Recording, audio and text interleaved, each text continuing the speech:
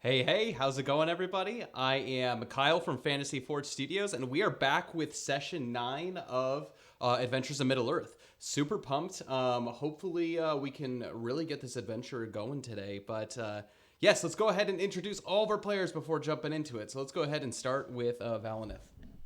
Hello, everyone. My name is Dain, or Forged. You may know me by. I play a high elf scholar, so healer, from the city of Rivendell named Valinith. He's pretty cool, and he likes to say "huzzah" is what he likes. So Huzzah that's him. to the wealthy elf. Uh, Perfect. And then next, our second player we have is Theodric. Hey everybody, it's that Tubby Australian here. I will be playing Theodric Grimborn, the young man of Rohan, doomed to die.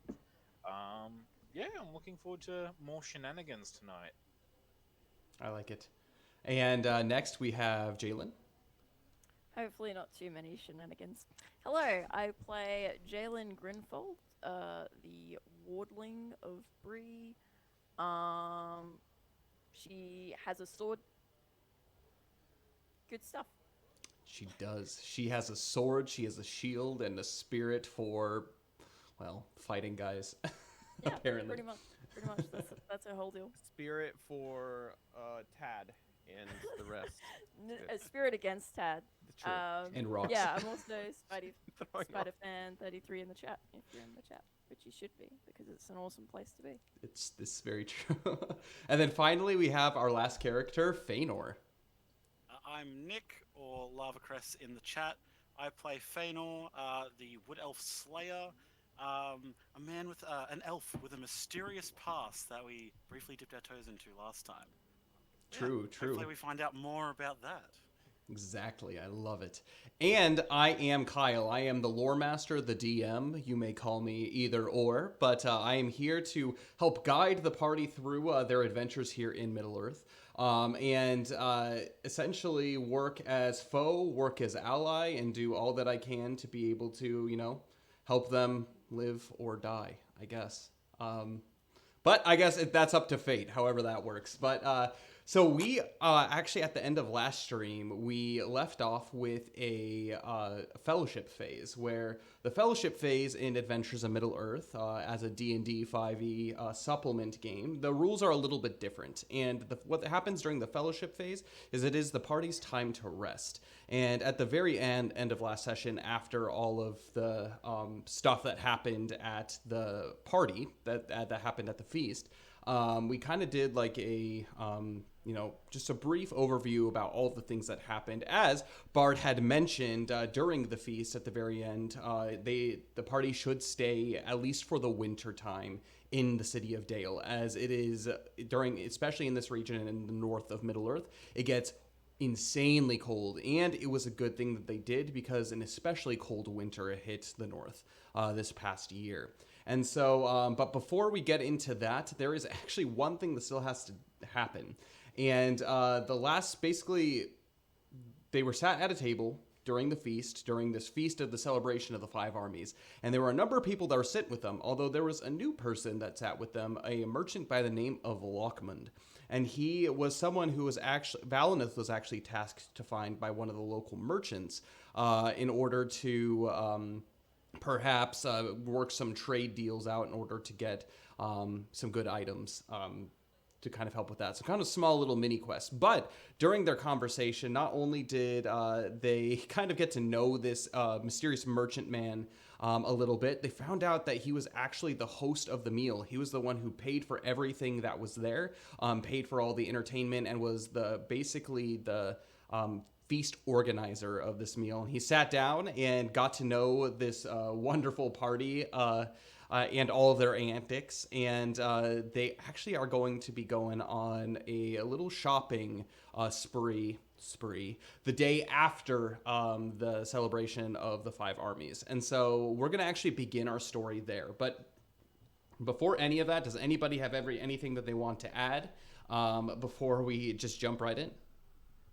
How does Theodric feel the day after? Ooh, that's a good question. Make a Constitution saving throw for me. Oh no, look what you've done. Yes, chaos. That is a 19. 19. You're feeling great. I'm feeling great. Yeah, you wake up and it's early morning and you can hear a morning from Peer Gynt. And like you just like you take a deep breath of the winter air inside your room and you're just like, wow, what a great night. No kind of hangover past. That must just be a testament to the really high quality liquor that you had the night before. Yeah, you wake up and you're doing completely fine. Yes, that's a good point. All right, let me. Quick question. Yes. So I know I was talking with the dwarven pair, the dwarven couple. I forget their names off the top of my head. However, I did. Boris and Clovis? Yes, Boris and Clovis. I did at some point want to sit down with them and like mark out the maps that they were telling me, like landmarks and stuff, in case we do happen to go north at any point. So I don't know if they're gonna be sticking around during this rest phase. But I do want to do that before I forget, because I'll definitely forget. Well, I do remember you talking to them about that, and because you did, I'm going to assume during this fellowship phase that you are going to do that. Okay, yeah. I mean, we don't need to roleplay it or anything. I just want to make sure I don't forget to mention that to you. So Sweet. That's awesome. To do that.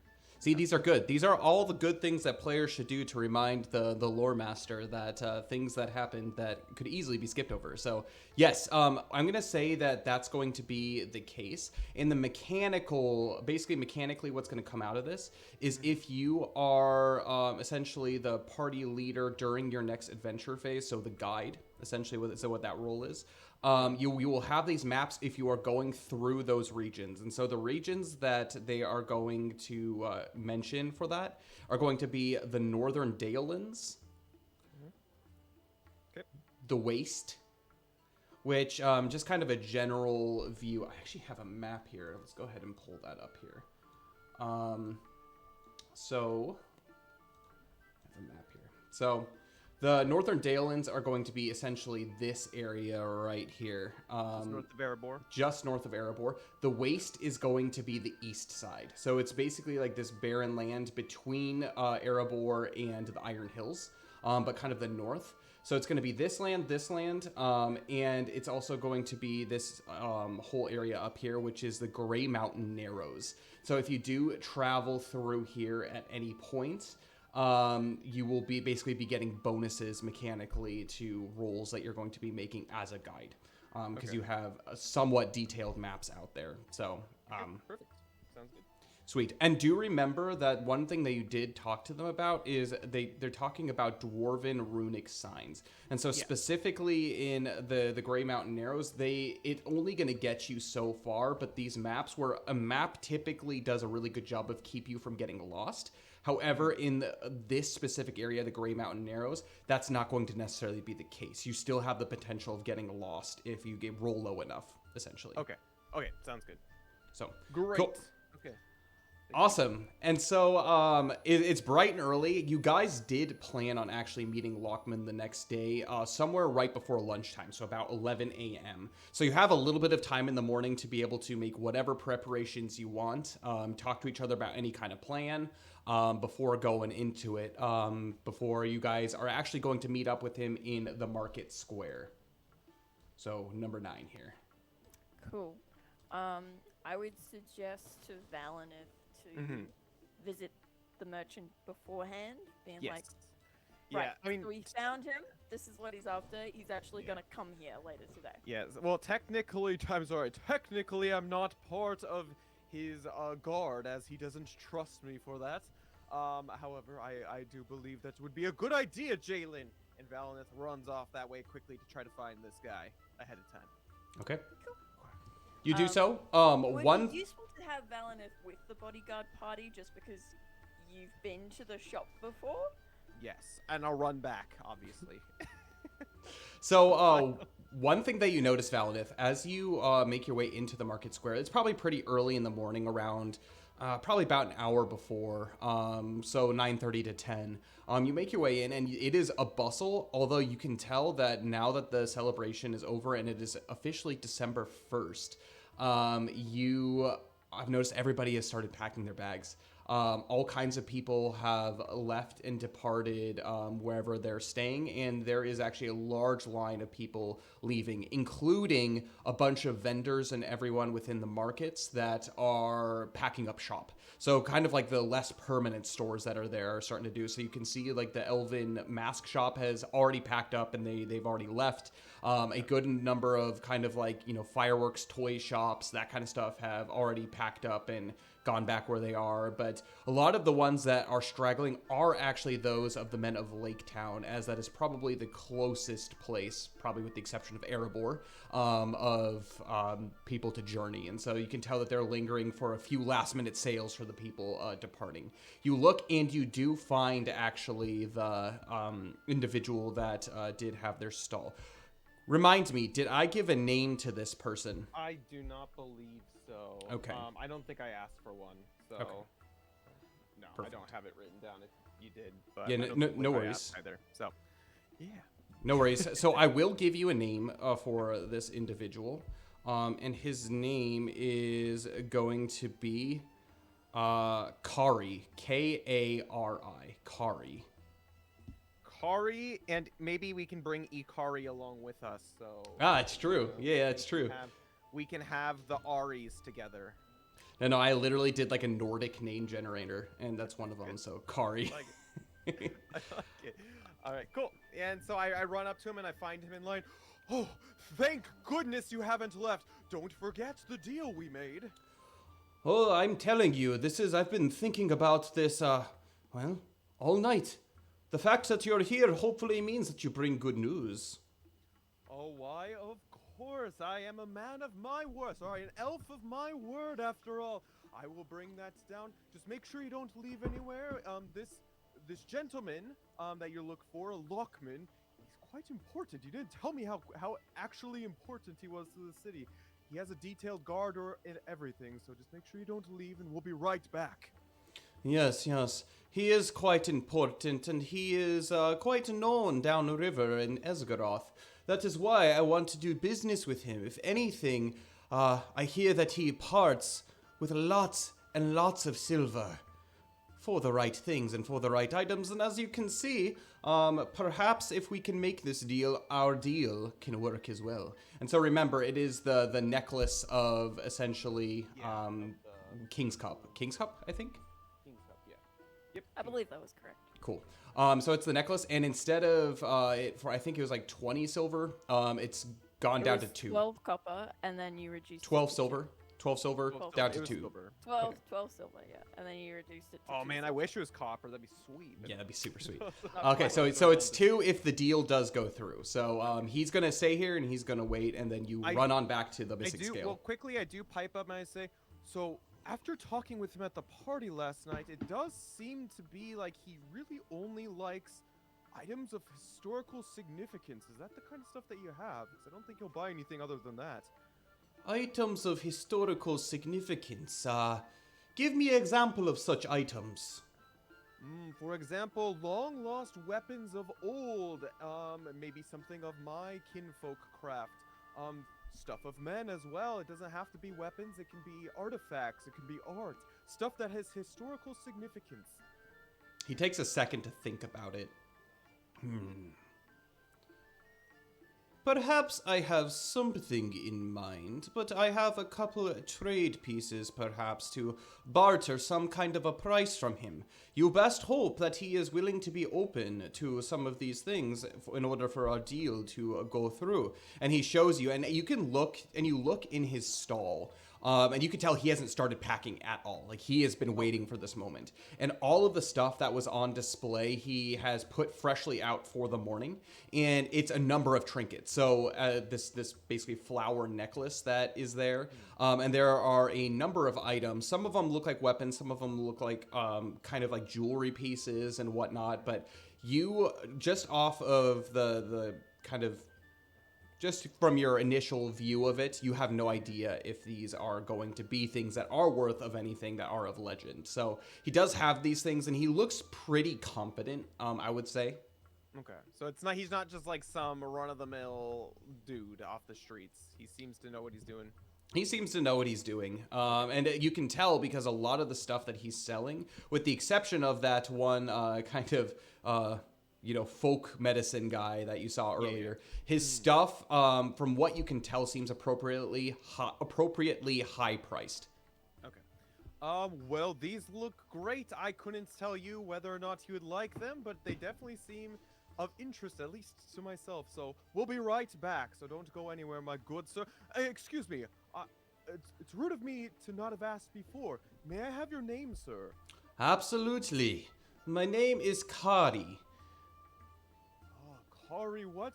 What a wonderful name. It fits Yes. you and suits you well. We will be back, Sir Cardi, with the rest of the group. So just wait a moment, and Valnath runs back. All right. Like this. Okay, you make your way back to the missing scale in no time to deliver the news, getting it ready. You still beat Lockman before he even arrives. Sweet. All right. Early bird gets the worm. Our meeting is set up, everyone. You know, everyone says that, but I wonder what the early worm gets. The early worm doesn't get eaten. What came first, the early worm or the early bird? Feanor, that's a great question, and now that you mention it, I didn't even think about it.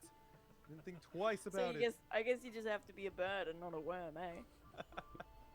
This is a good point. If we've learned anything from this stream, be a bird, not a worm.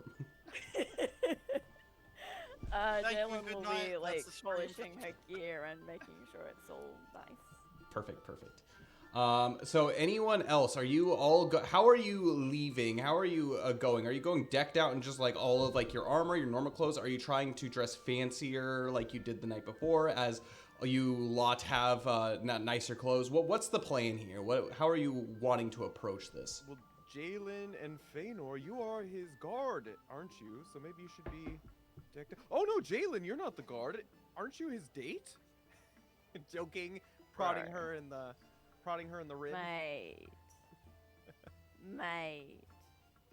I wouldn't Seems to do be this quite for fond of anyone you, else. Jalen. I hope you appreciate this. Oh, and I do, and trust me, good will come of this, I promise. This is like Vanos viral. sitting there eating like bread and cheese, like, yeah, I was just going to wear this today, and it's like his standard adventuring, really worn clothes. Like, Yeah, I didn't think this is. that's all I was didn't think gonna wear, this man. this kind of event. Looking around at everyone, it's like, yeah. That's all I was gonna wear. Theodric, what are you wearing? I didn't think I was invited. He seemed very unimpressed with me last night. This is your opportunity, In all Theodric, fairness, to redeem you were throwing yourself. peas.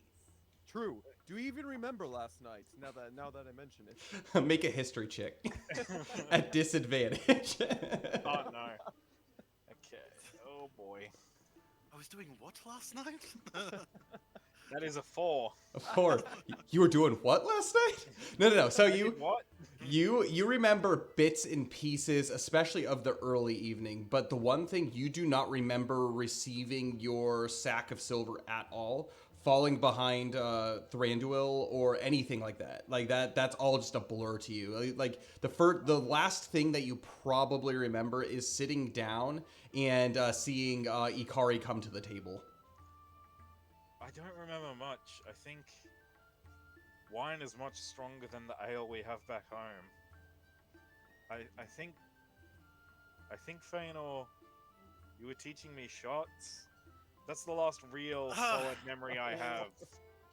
But my mouth tastes like a lot of bread and salt.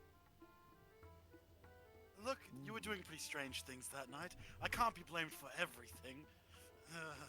Back Oh to no, shopping I, food I, as I well. wasn't blaming anyone. I'm just stating that's all I can remember really. I didn't do anything too out of the ordinary, did I? Well, you did make yourself a sworn enemy of the Elven King. Now, Which now that's one? a bit Thranduil. Okay, Alright. that's okay. I can live Theodric with is that. not important enough to be a sworn enemy of anybody. He was just unimpressed, was all. It's fine.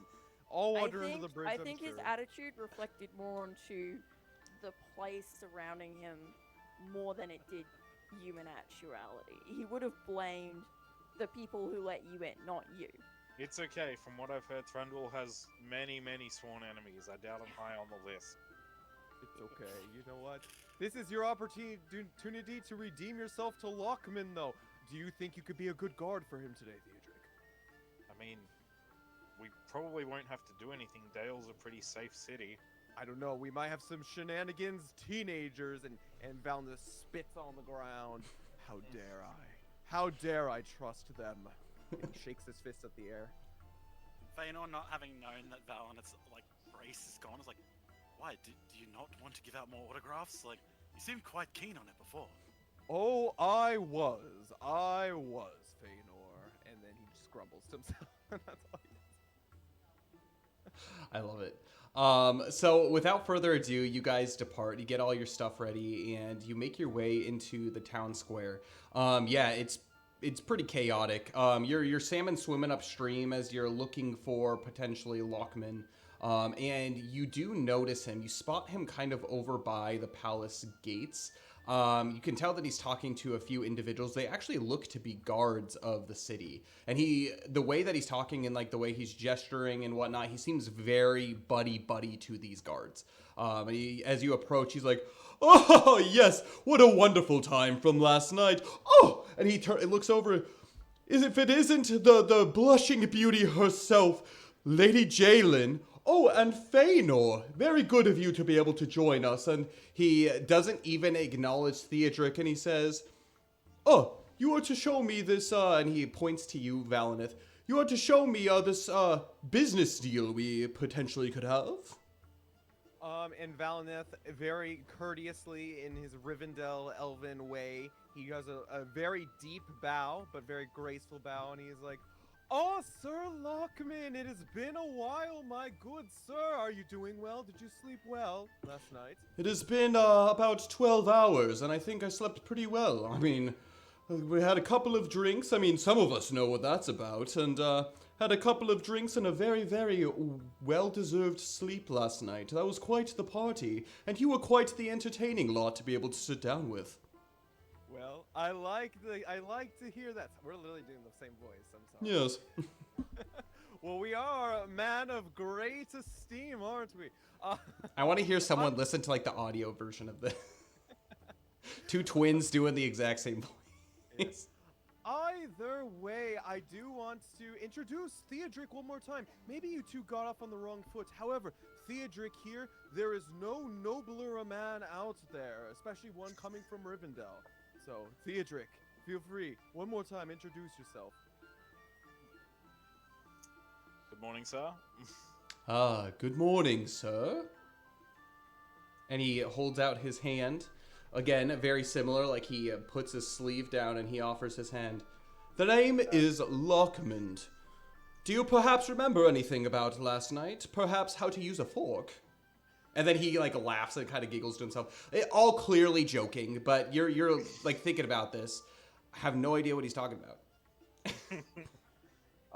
Yes, sir. it's a pleasure to meet you. Last night was something apparently. Though Something I must say indeed. that the wine from here is much stronger than what I'm used to, I must say. Well, you do know that the wine that was here was actually imported from Woodland Hall. Elvish wine is always my favorite. And they do a wonderful job. The grapes there just seem to have just the perfect amount of sweetness and earthiness to it. Don't you agree? Oh yes, they were definitely delicious. Make a performance check for me. I'll get this, Theodric. Where is Come performance? on. That is a 4. Aw. Yes, While I'm yes. performing, I'm not lying. Like, wine's delicious. In the state that you are in, I can absolutely understand how anything would be delicious. But I will tell you, there's nothing like the first few sips of elvish wine. And obviously you are understanding and quite keen to that, huh? I understand, at such a young age, young Theodric, you will develop a palate. And maybe one of these days I will show you how to develop it further. There's all kinds of techniques to be able to understand the aromatics of such wine, to be able to understand the taste and the flavors and coating every taste bud that you have with it, instead of slamming it as you did so aggressively last night. Being able to appreciate the flavors in the fine wine is quite something indeed. Perhaps you, Feanor, understand this is the wine of your people, is it not? Yes, and that is how the people of mine drink it, you know? Very, very slowly and daintily. When, you know, I find that with dwarves, you get a much more rambunctious time. Much more lively. Yes, yes, indeed. Although there are those hoity-toity dwarves. And he, like, laughs to himself. I find myself quite a fan of a lot of them. They tend to be really good at making dwarvish toys, dwarvish fireworks, but most importantly, they have family heirlooms. Valineth, as this is going on, whispers to Jalen, wasn't Feanor the one who egged him on? Theodric, that is. Yep. Yep. Oh, okay. You're not I wrong. see. I see. Oh, but enough about me. So, Lady Jalen, and he holds out his arm as if for you to take it. Shall we and the rest of your cohort go find this business dealing? I always find that having a very beautiful woman at my side makes these business dealings go all the better. Not a bad idea, mate, but I don't know how I'm gonna protect you if I'm having one arm restricted like that. I'm assuming that's why you brought your friends. Clearly you No, made I a name for will also yourself. be protecting them. Ah, yes, yes. I like it. A woman who knows her way around the finer things in life, but also knows her way of how to protect the lords that she vows to protect, that is. And I'm not calling myself a lord, but I am a merchant lord. Ooh, and he, like, laughs. You can definitely tell, like, a lot more of his personality. He's gotten a lot more comfortable with all of you, and so his personality is really beginning to show at this point. Feanor's like, don't worry, Jalen. Take a load off. We'll pick up the slack for you. You enjoy yourself. Yes, have a wonderful time, my dear. It's not every day you get to have a one-on-one with Mr. Fancy Pants from Dale. Just Alright. all these guys. I'll fall into step behind him, but I'm not taking his arm. Okay. Yes, yes. Well, if and he kind of positions himself where he's like kind of like walking to the side like this, so he's still like open, like facing you. He doesn't want to like have you like out of his sight because he's, you know, wants to chat. He wants to enjoy. He doesn't want you standing directly behind him. So Jalen, Yeah, as you I'll begin to stand, walk like, beside him. beside him. Got it. Yeah. Wonderful. Valineth, are you just going to take your position and just like guide? Yeah, I'm in the lead. I'm also just doing some general chatting and stuff as we make our way towards nothing of roleplay worthy, but you know, just shooting the time, I guess. Awesome. And as you do so, Theodric and Feanor, where are you taking your positions in this escort? Theodric is going to be dawdling very far back. He is not exactly. He doesn't really have any anything in this situation, and he doesn't really like Lockman. Fair enough. Feanor, having taken Valineth's like pleas very seriously the night before, is actually like almost like so close that he could reach out and grab Lockman's belt if he had to, but like he's like closer than Jalen is to the man. But because he's turned away, I'm like staring almost at like the back of his skull, but like so close to him that if anyone were to try anything, I could like pull him out of the way. I'm gonna have Taking you. it very seriously. I'm gonna have you make a perception check for me, Feanor.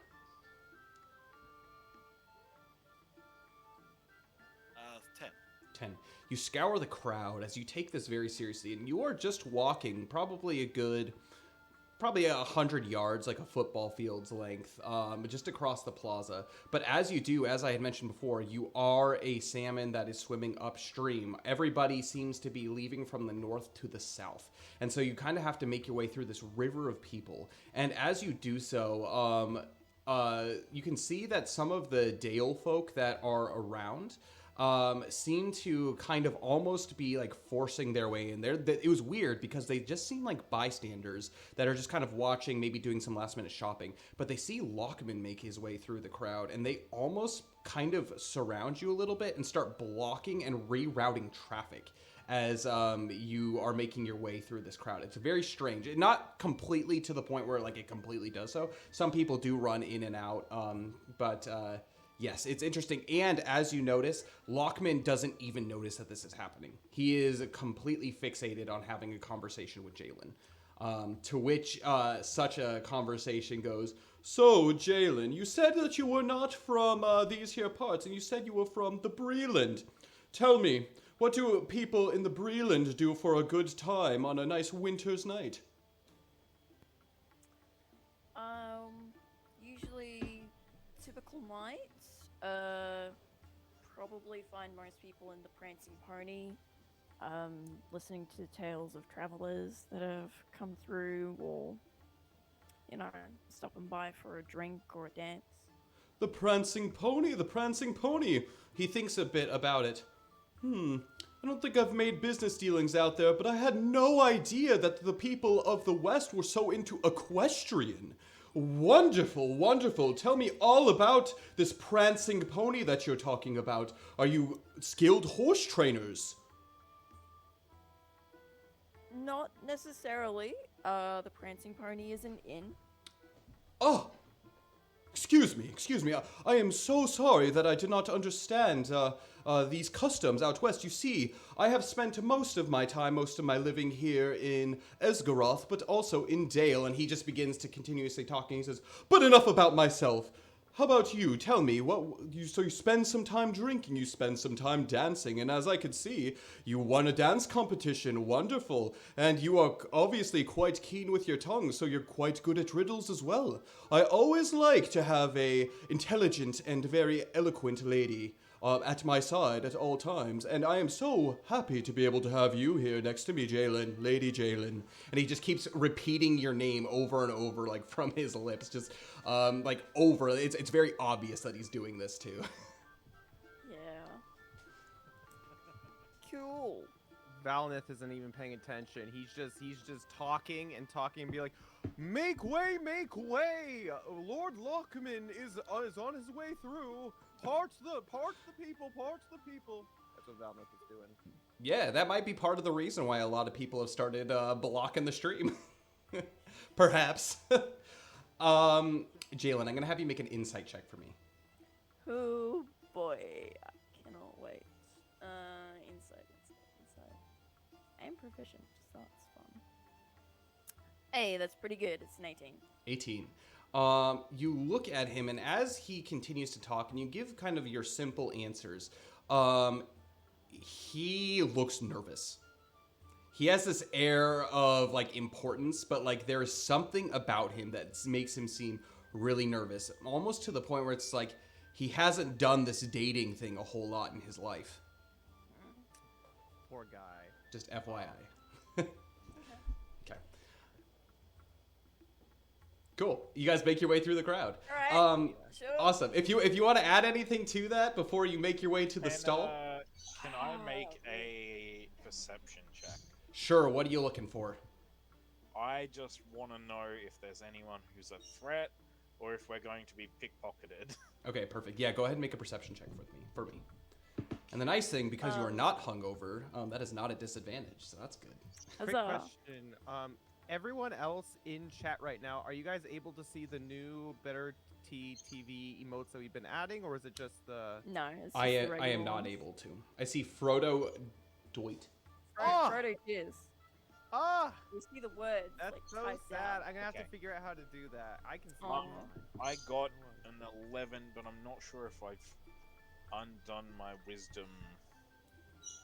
Like, Technically, because you haven't had the fellowship phase, it would still be the same from the, because the fellowship phase happens after this, essentially. okay, 11. 11. You look around and you notice that there aren't anybody that are actually approaching the group. Looking upon your person, though, You do notice that there are a few individuals that have made their way and maybe are trying to brush a little bit closer than perhaps that you're comfortable enough, especially because you are on the lookout for. One of them seems to be a gentleman, probably in his late 30s, and this happens, and he kind of is like slowly kind of confused as you are in like a little bit of the chaos of the streets, but he doesn't seem to be moving on. He seems to be tailing you to some degree, and you have noticed this individual. There's another person that, like, you can tell their eyes look a little bit suspicious, but they are moving on. Okay, Theodric turns and just kind of like dead on, just like looks this guy's in the eyes and just drops his hand to his belt dagger. Oh, and as you do so, I'm gonna have you make an intimidation check for me. Go freaking go. That is a 16. A 16. Oh, excuse me, sir. Do we have a problem? The other one says, yeah. And he continues to like look around. A problem. And then he like looks you at the eye, and then he like basically moves his attention away as he kind of looks down in every direction. And the other guy, he's like standing there. He has kind of like this like scruffy beard, and he's wearing almost like this like set of like green tunic with like some furs on his shoulder. He looks at you. Do we have a problem? I'm unsure, sir. Do we? He sees your hand on the belt dagger, and he says, "Not today." And then he takes the other guy by basically like the scruff of the shirt. He's like, "Come on." And and the two of them actually go and they follow the rest of the crowd, and you intimidated them away from where you guys are at. Cool. Jalen, what were you going to say? Is my insight, can I determine that it's specifically the date he's nervous about, the date he's nervous about, and not just like the general surrounding area? Yes. He seems actually very comfortable with the general surrounding area. Like that, like the air of confidence that he has probably has something to do with that. He's somewhere where he's very comfortable, where he's done a lot of business. And as kind of, I guess Feanor knows this, but there are people that are really around you. So he feels pretty safe. And so like in that safety, he's talking to you, but that nervousness comes from maybe some lack of practice of his current situation. Yeah. I'd be more interested in learning about him, like where he came from, what his family was like, that kind of thing. Absolutely. So he mentions, I'm assuming you ask those questions as you as you kind of make your last approaches. Yeah, just like, so tell me a bit about yourself, like, family, heritage, connections. Lady Jalen, I actually come from a long line of nobility from the city of Dale, but unfortunately, as you might have known, during the occupation of the dragon in the Lonely Mountain, I had to make my way, well, not me personally, but my lineage had to make their way to Lake Town, essentially, now known as Esgaroth. I'm sure you're familiar with it. Beautiful city, wonderful people. But I served as one of the right-hand men, well, I did, for the last master of Lake Town, and the master of Lake Town before that. And unfortunately, both of them met their end, one to old age and one, well, to the dragon. But I did my role as far as helping him balance his books and, finally collecting some things maybe for myself here and there. I'm not saying I'm embezzling or taking from the people at all. I did my fair share of trade there. And he just continues to go on and on about that. As far as family goes, I am the last of my line, and I am hoping to make a name of myself. And I've done so successfully, clearly. And he looks around, and they're finally noticing that like people are starting to make way for him. People know of me. People know of not only my wealth, but they know of my status. And because of that, I do find safety once I have come here in Dale, and I am one of the king's trusted advisors here. well, maybe not advisors, but I advise them in terms of money and whatnot, and what the best deals are from the dwarves of Erabor all the way down to Dorwinion, where they have quite a few delicious wines, alcohols, and all kinds of assortments of food. I tell you, it's because of me and a few others that this city has prospered so much in the past 5 years, if I don't say so myself.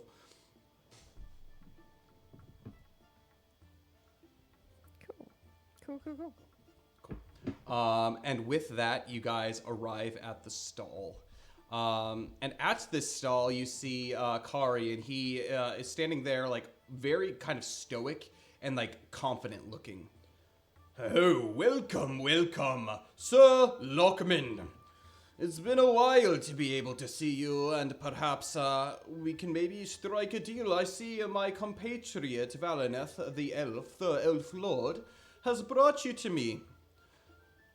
Tell me. Yes, Are I've heard that you Lockman like wonderful goods, and when I hopped upon this man's stall earlier before the dinner last night, I did happen to see that he had some wondrous goods indeed. So maybe you would enjoy looking at his wares potentially. Oh, wondrous goods. Wondrous goods indeed. I'm looking for things of history. I'm looking for things of perhaps legendary status. Do you have anything that could fit under there? And Kari, he takes a second. Legend status, I'm not quite so sure what you mean by this. Take a look at my wares and what I've got. I've got all kinds of things, all kinds of oddities from all over Middle-earth. I have some things from the east, some things even from Far Harad in the south, all the way things from Gondor and, well, actually, and he points to, like, one of these trinkets, and it's actually a metal swan. It looks to be made of silver, and he says, and actually, I do have a relic here of Dol Amroth down in the south. Perhaps you heard of this kingdom. And he kind of like takes a look, Lockman, and he says, interesting, or not interesting. Oh, interesting. Tell me, how did you come by such a treasure? And Kari, he hesitates, and he looks at you, Valineth, as if expecting you to chime in something. Well, this is, I mean, I don't know much about his background, but I do know he is a trader from Lake Town down south, Esgaroth. I'm sure this came by travelers, isn't that right? Travelers down from across your city? Travelers.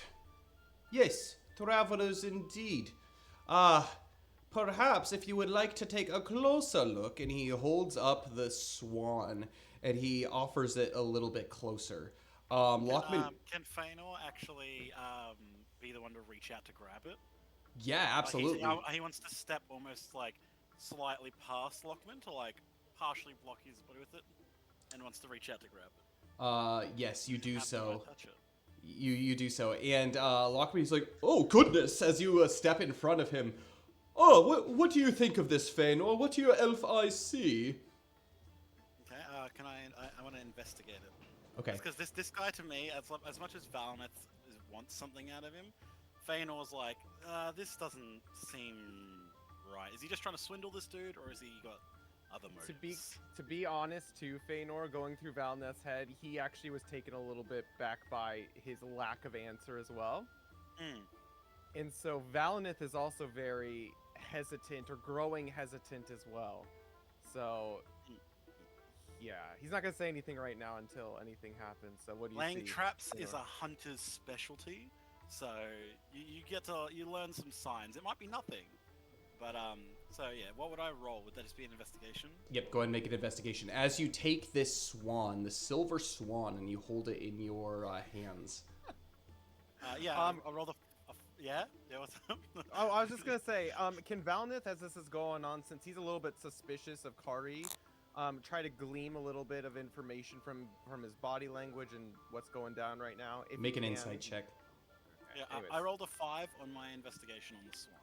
You take a look, and as you move it around in your hand, it feels really nice. Actually, as you hold it, the very strange thing about it is in this winter conditions, it feels warm to touch. It's odd that this metal is kind of conducting heat to some degree. And you turn it around, you look up and down, and you actually turn it over to underneath as you're looking underneath it. And there is what looks to be some kind of initials that are engraved in this, very finely engraved in it. And it's been gone over, the engraving has been basically etched over with what looks to be golden paint. You can essentially you take a look at it and you see an eye that's it's essentially an eye that's written in Sindarin. Actually, you know Sindarin.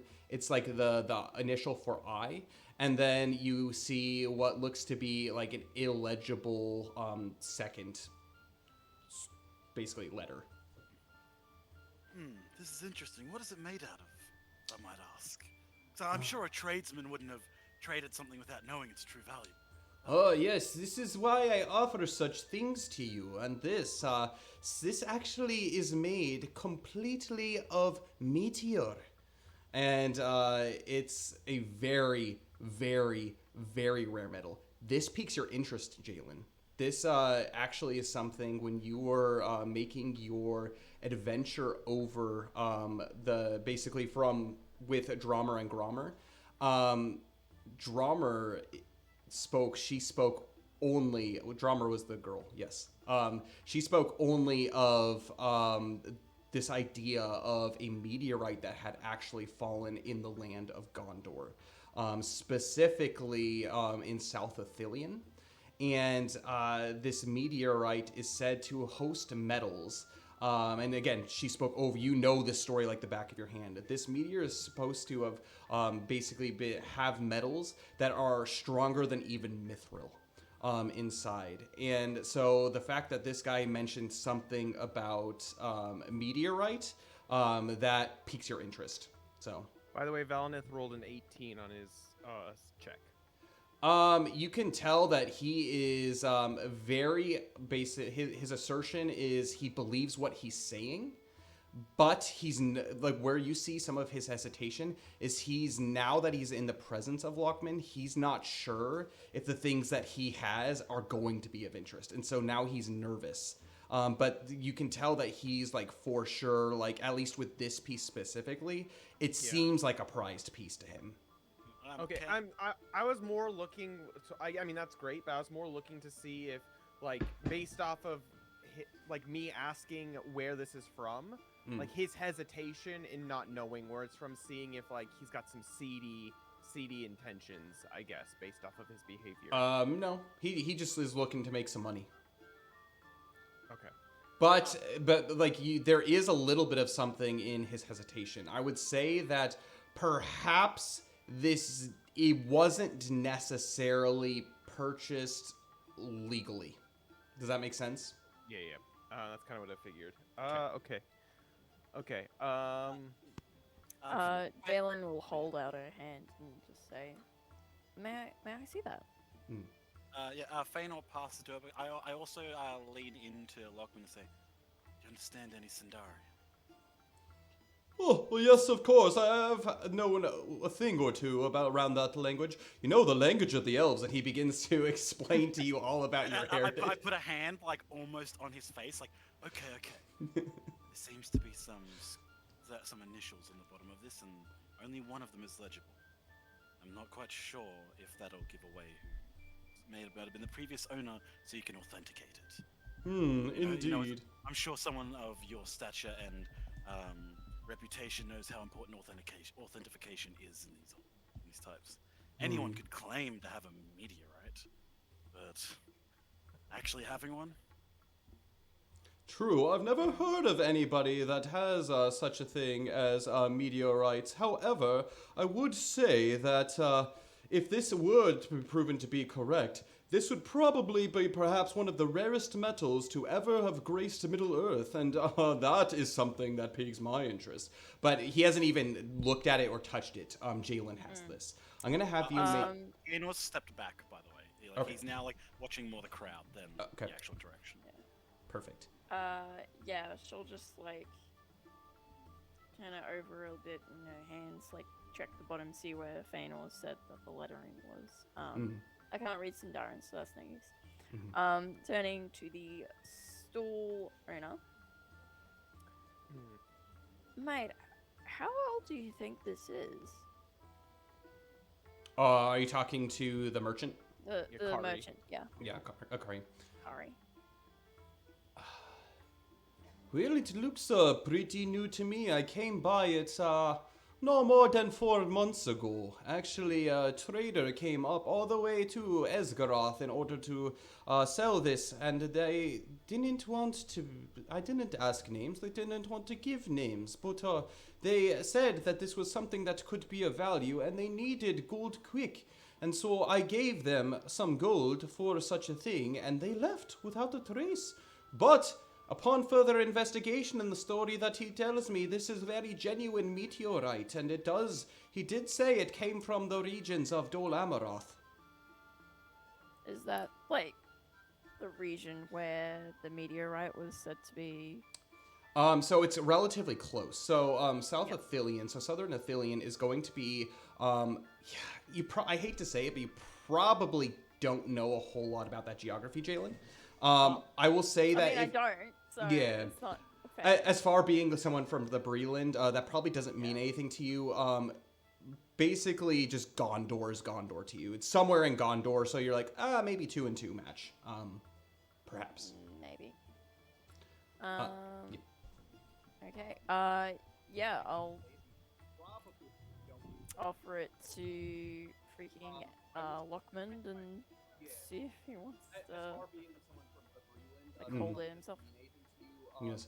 I'm hearing something in the background, FYI. Is someone Yeah. listening to something? Okay. Someone doesn't have the stream on mute. Oh, yeah. No worries. Sorry, I was just hearing something in the background. I'm sorry, Jalen. I was a little bit distracted. One more time. Yeah, I'm just gonna hand this thing to Lockman He takes it. if he wants to take it. Fascinating indeed, and he examines it further. You said this was from Dol Amroth. And he, like, weighs it, and he, like, kind of, like, looks it over. He sniffs it. I've never had any metal held anything with quite a texture such as this. Perhaps what you're saying is true. I don't know enough about meteorite to be able to say something or not, but if this is from Dol Amroth, that makes sense. This swan seems to be, well, I know of Dol Amroth. The swan is of their royalty insignia. And by having something like this must mean that it was from the palace of the kings of Dol Amroth. If I'm not correct. Kari, he looks, oh, your guess is as good as mine, but if it is a meteorite, I expect some kind of good trade, perhaps for something of such value. And he kind of looks, and he looks to you, Valineth. Well, can Valineth hold it really quick? Would Valineth know anything about this at all, being a scholar? of Probably. sorts? You know, so elves have a better idea of the stars. So essentially, the things that are of the heavens are essentially what's holy to the elves. And so starlight especially, specifically actually to woodland elves, but also to high elves of Brindal, this would be something that you maybe have studied. Chances are you've never seen meteorite before, Yeah. but Would it be something that my high elf senses would be attuned to because of that? After 700 years of sorts, or no? Really? like in what way? Like, for example, if I've encountered anything like that and I know of it, like, for example, something Lord Elrond may personally have that I've been able to have access to be able to understand it because, again, it is so important. I would say if you do wish to have your hands on it, you would have to ask Lockman. It is currently in his hands. Lockman, my good sir, Yes. being an elf myself, I would like to have a quick look over it. Do you mind? Perhaps. Are you a scholar of such things, perhaps? Why, of course. That is what I am good at. I'm good at books and books alone. I'd like to see this. Well, let's see if those book smarts can transfer to maybe some business knowledge. And he goes ahead and he hands it over without any other further convincing. You hold this, and you feel the same thing that both Jalen and Feanor, where this metal is not cold. It actually has almost a kind of like a radiating warmth coming from within. It is pristine. This silver-like metal is basically, it doesn't have any scratches on it. It's almost polished to the point where it is like a complete mirror. And the swan itself is like impeccable craftsmanship, and you look over and you actually see. As you look on basically at this, I'm going to have you make a traditions check for me as you attempt to decipher the second letter, because you can see an I there, like a Sindarin I, but you have no idea what the second was until you take this check. So traditions check. That's a natural 20, so for a 22. Nat 20. Awesome. I like it. And so, essentially, what this is that you can see is it's a scrawling of a year. Okay. The year is 2,955. And Valnith reads it out. 2,955. And that's the second age? The third age. Third age. Third age. Does that mean anything to you, Lockman? He thinks, perhaps. From my knowledge of Gondor and that whole area, I do believe that the new prince was probably born around that time. If I'm not mistaken, this is perhaps a gift to the new prince of Dol Amroth. And Valnith kind of like is a little bit taken back and looks over to the merchant, to Kari. He's grinning. He is grinning from ear to ear. He didn't know what this was, but as soon as he heard those words leave Lockman's basically lips, he starts grinning. Ah, yes, of course, that would make so much sense. This was such a wonderful trinket that has been in my possession for these past few months. I've had plenty of interest in this. He begins to talk this up. Yeah, and Valnith actually looks over to him in a smiling voice, like in a very calm and demeanor. He's like, so, you said you got this from travelers, right? What kind of travelers? And he starts asking a lot of, like, prying questions about, like, the type of people that he got this from, in ways that, like, tries to deduce and decipher, like, if he really is telling the truth with travelers coming from there. And, like, if this is such an important item, why would they be willing to give it away for whatever price? I don't really understand. Make a deception check for me. Oh, Lord, what have I gotten myself into? That's a 4. 4. As you do You're gonna so, lose your cup then.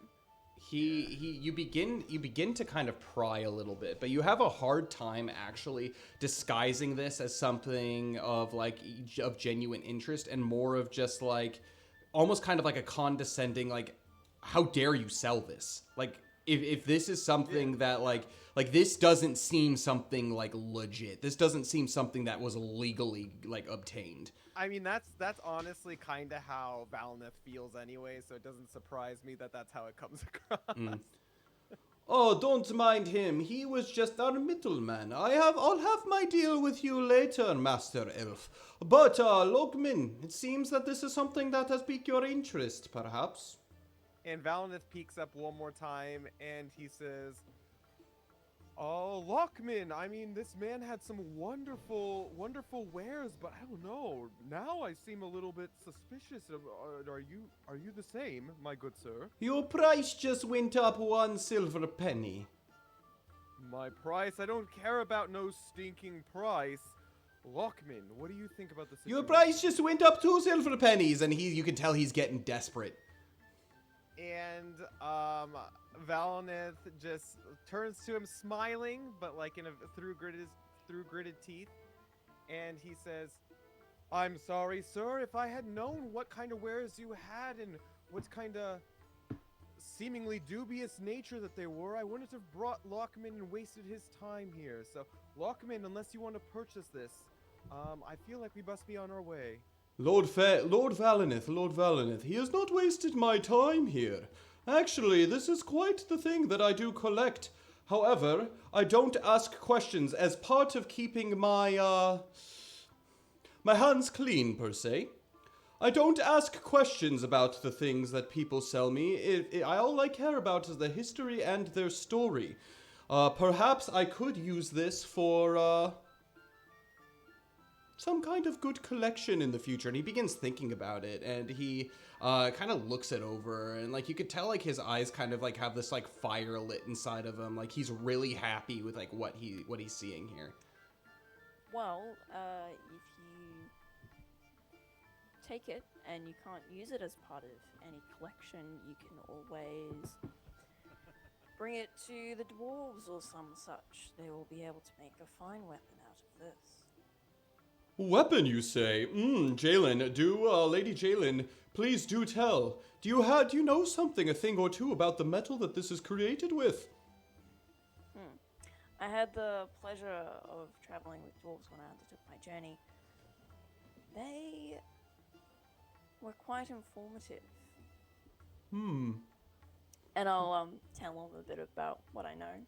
Yeah, so essentially what you discuss with them is this meteorite had fallen, which this is the first that anyone has heard of meteorite falling from the sky of any time in the Third Age. And this meteorite is said to be basically like the size of, the general size of like a small or like a large stone or like small boulder.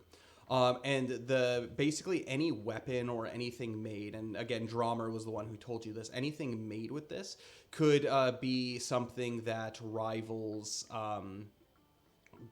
it could be something that rivals any kind of weapon that was made during the First or Second Ages.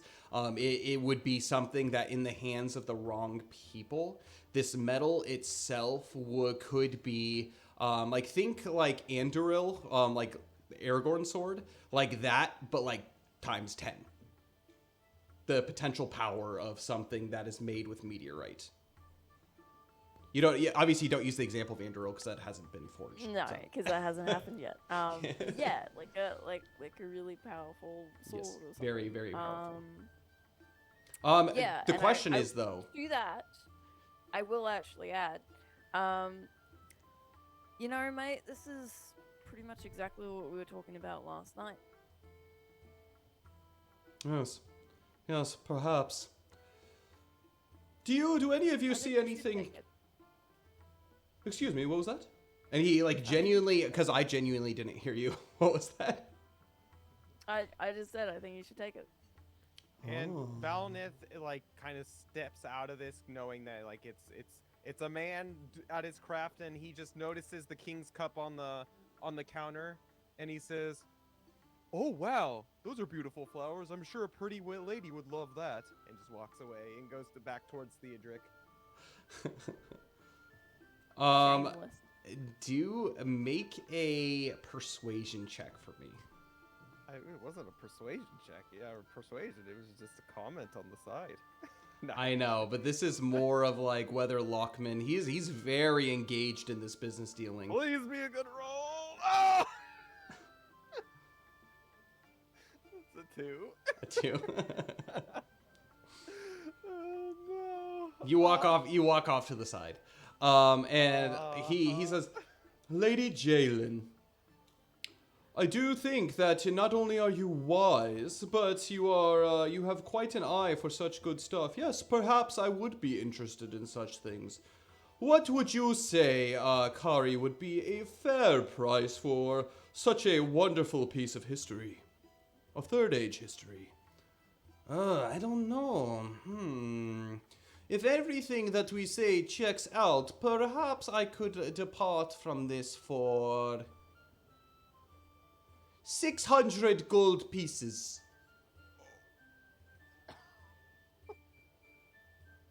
The eyes of Lockman light up. "Oh, you drive a hard bargain. Could you perhaps lower? Perhaps if you do, I could buy some more of your trinkets. Do you have anything else of interest? If you perhaps maybe knock 50 gold pieces off of this price. And he like kind of like looks at his like nails and kind of like cleans it off as if like no big deal. Does anyone else want to say something? Anyone want to add anything to what's going on here? Valnith does, and he says, "A lady loves flowers." No. No, sorry, I was muted that whole time. Where's Feanor during all this? Right next to, basically kind of half stepping in front. Oh no! At this point, because I've faced more outwards, I'm basically back to back with Lachlan. Oh, okay.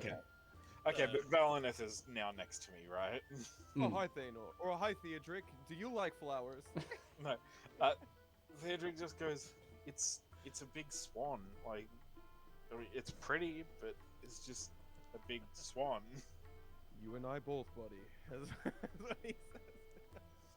600 gold pieces is enough to outfit a small company of soldiers. I think it's more than that. I'm so sure it's more to outfit an entire village of people. I should say. Whew, I've never seen that kind of money in my life. Yes, neither.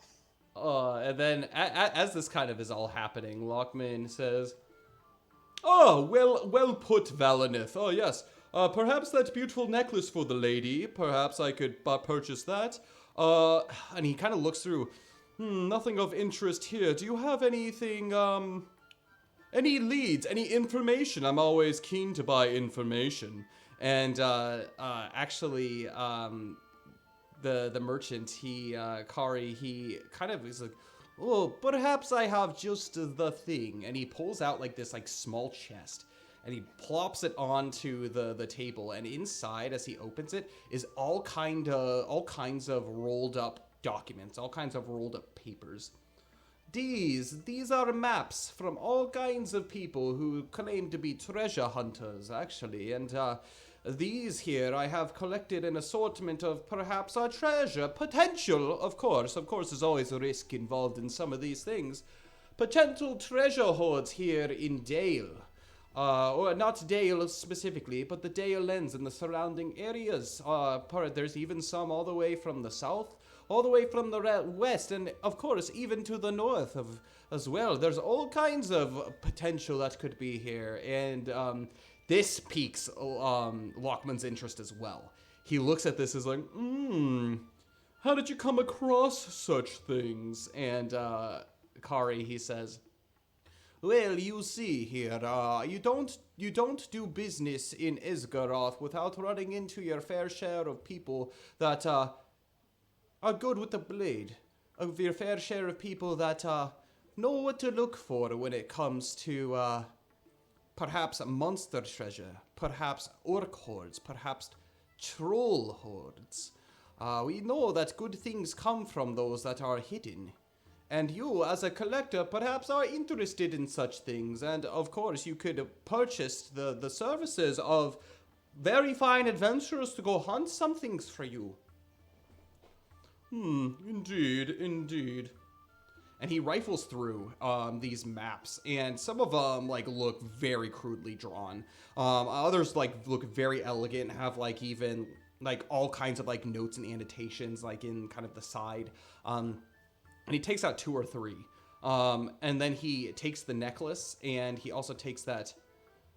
"How about all of these for 570 gold pieces. Much more than what some of these other things are worth, but perhaps we could strike a deal. That is a lot of money. I'd think with something like this, you wouldn't have to work a day in your life ever again." And he kind of just like smirks. Was it gold pieces or silver pieces? Gold pieces. So much. Okay. Quick question, Kyle. As this is all going on, does Valinith see his Vambrace at all? Like, is it even something that comes across his mind? Like in the Through all store? this stuff? In the store? Yeah, as everything's Yeah. being dug through. No. Okay, just wondering. Yeah. All this stuff to you kind of seems worthless, to be quite honest. They kind of just like look like knickknacks. Well, Valinith likes documents, but it's True. probably still. Yeah, they're maps too. which is interesting. So, Ho, ho. yeah, this piques your interest, I'm sure. And you look kind of over the shoulder, but all of these have kind of like a hefty price on them as well. But he does so, and Karin, he's like, fine, you strike a hard bargain. 570 gold pieces, and you can keep that Dol Amaroth relic, and perhaps you got a couple, and he actually throws in 2 maps for free. Enjoy. It's good doing business with you. And as soon as that happens, he begins just packing all of his stuff up and like as if like almost to get out of there. Like that was all he needed. And as that happens, as the transaction is made, Lockman, he snaps, and out of nowhere there are these like kind of like servants that like follow him. And they were like kind of at the back, and they have like, and these are surrounded by guards, and they are like walking towards with a chest, just this huge, well, not huge chest, but like this kind of like small personal chest. And he opens and he takes out 600 or 570 pieces of gold, gives it to them. I recommend you hire yourself some guards here, because I do fear that with this much money walking around, it has a good way of finding legs and finding itself somewhere else. Take these and perhaps hire some of the guards, at least to buy you safe passage back to your home. And then he laughs, oh, great doing business with you. And yeah, so that happens. Valna's slightly impressed, still a little bit suspicious of the guy. He doesn't like how that guy feels after that entire interaction. And is just kind of like sitting there hanging his head, and he turns to Jalen. Oh, Jalen, what a wonderful necklace you got. That was very kind of him. He didn't give the necklace to me yet. Oh. Sir Valinith. He kind of looks and he like winks. The idea was all mine, of course, as he turns to you, Jalen, and he takes this necklace as, if you would accept such a lucky trinket as this. He explained to me that this gives luck. And he actually lifts it over and puts it around your neck. And actually you feel not only prettier by having this on, but there's something actually about having this on Sick. that It's like, sick, by the way. like you're just like, like maybe I do feel lucky. I'm going to have you roll 1d4 for me. +1. Boy.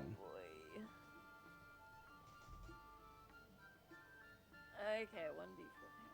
What's that freaking dice roll? D4.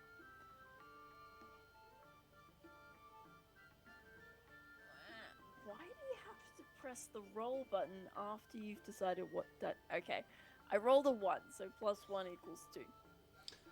2. So at the start of your next adventuring phase, for the first 2 days of travel, you gain lucky, which essentially what that means is on every single one of your rolls for that time, for 2 days, you can re-roll the roll and have to take the second roll. So it's kind of advantage, except it's not the higher. It's just you have to take the second. Yeah. So at the start of your next adventuring phase, you get 2 days worth of this. Cool. For future reference, can I transfer it to Valina? Because you... Yeah, you absolutely. was the one who wanted it. Absolutely. Actually, Valineth was gonna give it to Jalen anyways. Do you want to roleplay this? We can roleplay this if we wanted to. Okay. Trying to like pass it off like it's yours. No, it's yours. Question, are you doing this in front of Lockman? That's No. the No, question. I was Not like, at all. I was gonna Okay. wait until later. Crush the I poor just wanted man's to know heart. if I could. So we will sort this out later. Okay. Anyway, Yes. While this is happening, though, Theodric just like turns to Valineth and very quietly says, "Was there this much flirting last night?" Oh, I'm telling you, buddy, it was steamy. It was steamy. You should have seen Yeah. You should have seen Like, he- Valineth and Lockman could barely keep their eyes off of each other, talking for the entire night. Oh, I thought he was going to fall into his arms. This well, is true. that's one way This to is put slander. it, Feanor. I'm surprised he didn't give the flowers to Valineth. I love this. I love this so much. He doesn't really understand being a man of knowledge and science. And he's just like, oh, well, yes, we had a wonderful conversation, Lockman and I. Him and I are two peas in a pod. Don't mind the reference there. Yes, that was a pun. Yeah, it's good. Lovely. So how are you going to be ending and departing from Lockman before you get into exchanging this necklace? Because that's something you have to do. It's not. I'm not just gonna paper over the fact that you guys just leave and depart each other. I would like to have like a sit-down conversation with him without any of these fools. Okay. Like just hovering around. So like maybe we go to tea or something. I don't know. How willing are you you guys to let this happen? Valdez like, have fun, Jalen. He's been waiting his whole life for this moment. What's Theodric doing? Theodric is happy to be gone. He wants to get away from this windbag as soon as possible. Lockman, do you mind if I borrow my compatriot here for a moment? Oh, of Promise I'll course, bring of her course. right back. Absolutely. Absolutely. I'm just a very lucky guy indeed to be able to spend the rest of this day with Lady Jalen. And he looks at you. Valnith goes over to Lockman as Feanor talks with Jalen and is just talking about all the things you have to do when you're escorting a woman from place to place, giving him some tips. Some hot tips. Oh, yes, yes, indeed. I see. I know you've been around Notably, 700 plus Valinus years. has not been doing any of this to the time that he has known me. I know you've been doing this for 700 years, so quite the experience. Yes. Tell me, Master Elf, how do you get your hair so finely coiffed? Oh, I'll tell you. And he goes into his elvish secrets. Off to the side. No one else hears but the two of them. So. All right, Fedor and Jalen. What are you guys doing? Jalen, are you sure you want to go off alone with this guy?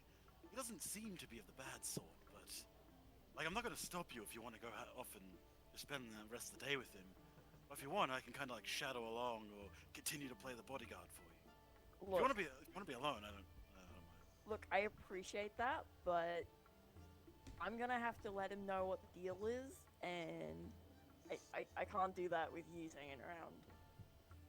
Okay, no, fair enough. I just wanted to make sure this wasn't something that you felt pressured into or were rushing in. No.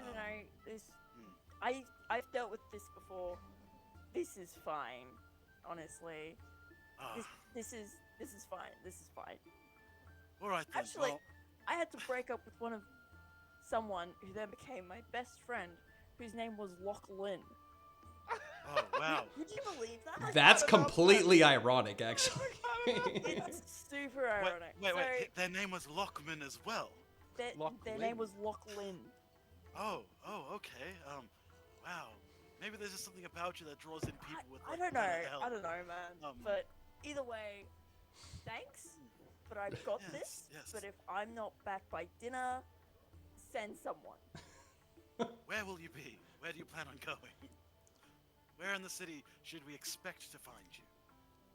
You should dead expect or to alive. find me in the broken scale. Is it the broken scale or the missing scale? I have reservations at the White Lane Afternoon Tea Refinery, as he says, kind of like half dinner listening. if I'm not back.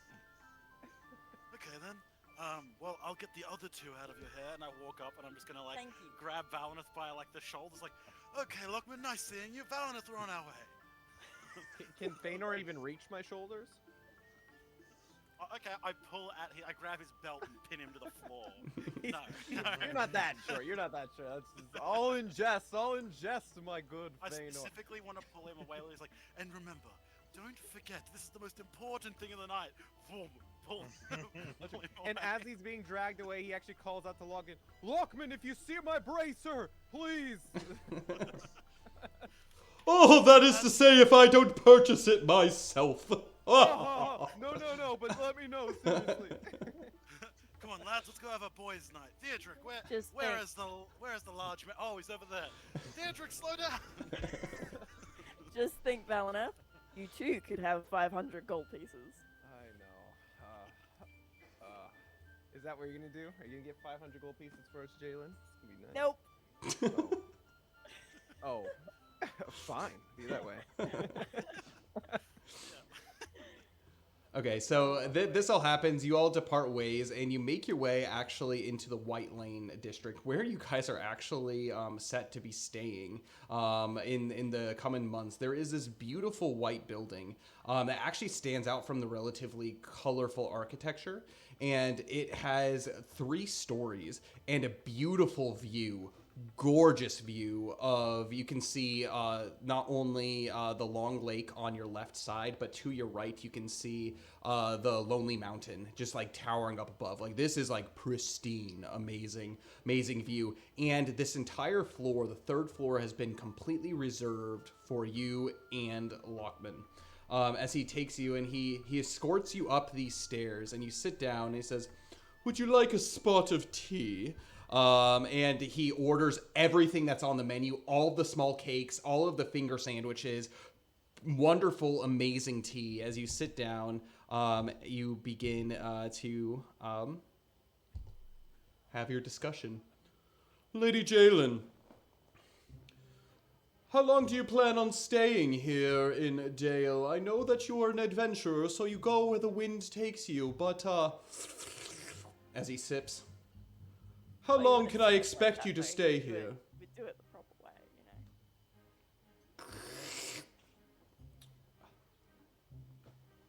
Sorry. Well, I figure we'll winter here at least. The After winter. That, my plans are yet undetermined. You know, the winter time in Dale has always been my favorite. It has been, well, how do you say? There's nothing quite like the blanket of white snow on the paths. The nice cozy fire in your private estate. Servants serving you all kinds of things, like coffee from Dorwinian, tea from all the way into the Anduin Vales. Jalen, this kind of lifestyle, it's not the easiest thing in the world. People expect a lot from you. People expect a lot from you, Jalen. They expect a lot of, how do I say, showmanship. But Jalen, with you, I feel like I could be myself. It's pretty important for you to perform feats of extravagance, isn't it? Extravagance? What do you mean? I mean, the feast last night, the wine alone cost an absolutely ungodly amount of money. Indeed. And But it was delicious, wasn't it? you've reserved this whole floor just on the off chance that we might agree to tea together. But Lady Jalen, don't worry, I didn't reserve the entire place. Modest. Very modest. You talk a lot. Oh, sorry indeed. Enough about me. Tell me about you. What are your thoughts? What are your aspirations for the future, Lady Jalen? My aspirations are currently... I came to Dale looking for someone. I haven't found them yet. As you say that, like, his face kind of drops a little bit. You say you're looking for someone, and his face like this, and he's like, you haven't found them, and you...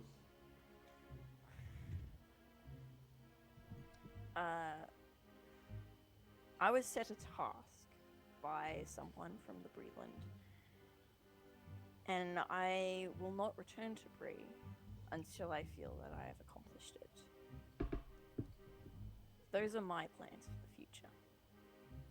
So you would say that would take anywhere between 1, 2 years tops, perhaps? Perhaps. Long I do term. not know the precise nature of the task required of me yet. That is why I'm seeking out this person. Indeed, indeed. You know, just say the word and I can help you find. I can hire anybody here in Olivedale to help track down this person that you seek. Very noble of you. Yes. But, yeah, no, I'm gonna have to pass on that. I've been told by pretty much everyone that I've asked, he will only come when he is not being looked for, so... That does put a damper on things, doesn't it? It does. That's what I thought. It's a pretty big damper. But, you seem to have taken an interest in me, and I would like to address it. So you've noticed. You weren't exactly being subtle.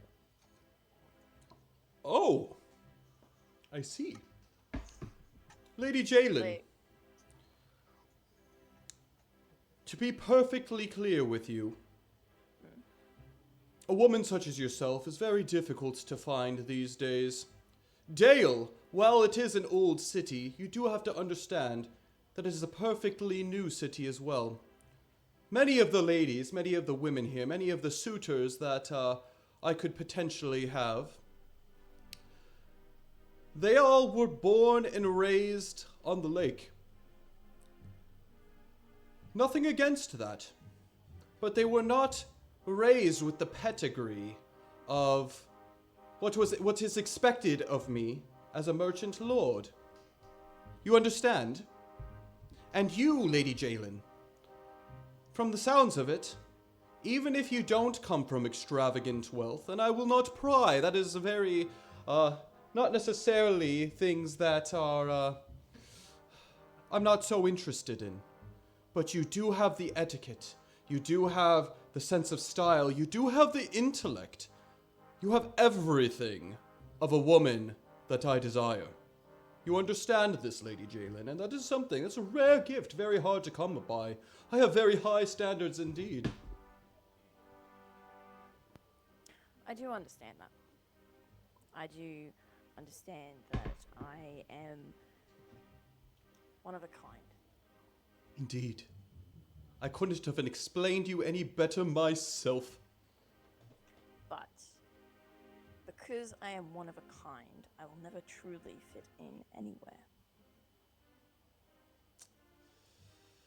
That is my path, and it is something about myself that I had to grapple with for a long time. It was difficult, but I managed to accept myself because I knew that if I could be someone that was true to myself, then perhaps I could help other young girls like myself who were looking for someone just the slightest bit like them. He takes a plate from the table and he takes like the little tongs and he pulls off a few kind of cakes, a mixture between those and like a sandwich, and he very elegantly places on a plate and then puts it in front of you. Lady Jalen, why is it a man with all the money in the world, a man seemingly who has everything, the one thing he truly desires is just out of his grasp? I am not daft, Lady Jalen. I see the way that you look at me, or the way that you don't look at me. Lady Jalen, and he puts his cup down. He folds his hands. Do you think that there will be, at any point, any hope between someone like you and like me? Of course, I don't want to get in the way of your dreams, but, and I'm not saying immediate future, but, I do say something that is priceless, such as a relationship with a wonderful woman such as yourself, is worth waiting for, perhaps.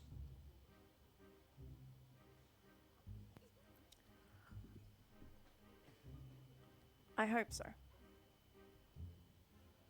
But I would like to offer you some advice. And I hope Advice? you'll take it. Yes. Oh, advice from the wise Lady Jalen. I would be more than Wise happy. Lady Jalen. I was...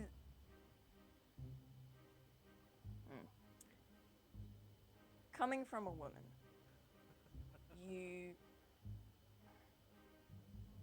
a relationship can't be collected because women are not objects. They are not things to find flaws and perfections in. Because we are all fundamentally people, and we will have a little bit of both. I think your partner should bring you joy when they're in a room. Not for their accomplishments or what you think they can do for you, but because their presence genuinely makes you smile. Our time together has been nothing but fun, would you agree, Lady Jalen? We've known each other for 24 hours, perhaps. Even less than that, actually. I think, yeah. Yes, less than 24 hours, and I light up when you come into a room. In fact, you are the brightest thing that is here. And you can tell, like, you're sitting on this third floor with this amazing view. He has not once looked away from you to look at anything that is surrounding. He seems to be really enjoying himself, but... Okay, this backfired. No.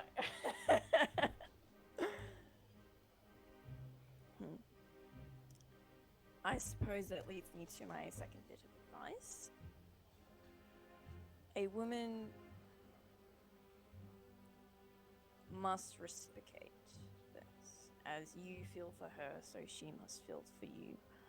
Otherwise, you will knowingly or unknowingly trap her. And a caged bird may sing, but only to be let out. Indeed. Your words speak wisely and they speak true. This is something that I understand. Money is a prison, which is why I'm able to get rid of it as willingly as I have. It seems my business is something that brings me more wealth than perhaps is good for me, and I've found that out in my recent years in life, which is why I look for something more. Perhaps the treasures that I'm seeking do not, perhaps, belong to legend. Perhaps they belong to emotions. Lady Jalen, that purchase that I made today, magnificent purchase indeed, especially with the wonderful story that you told me about it perhaps being a meteor. Fallen stars, who could have thought? But it seems the stars have aligned for us, Lady Jalen. I understand. You can't necessarily feel the same way that I feel for you. I must admit, rather shyly, I have fallen head over heels for you, young lady. Perhaps with time, and he like kind of pauses, like waiting for you to like reply. Yeah, nah, though. Ah. Yeah, nah. Nah, yeah, nah. Is she friend zoning him right now? Was it the way I acted with your friend last No, night? It's just the life you would give me was not something that I want.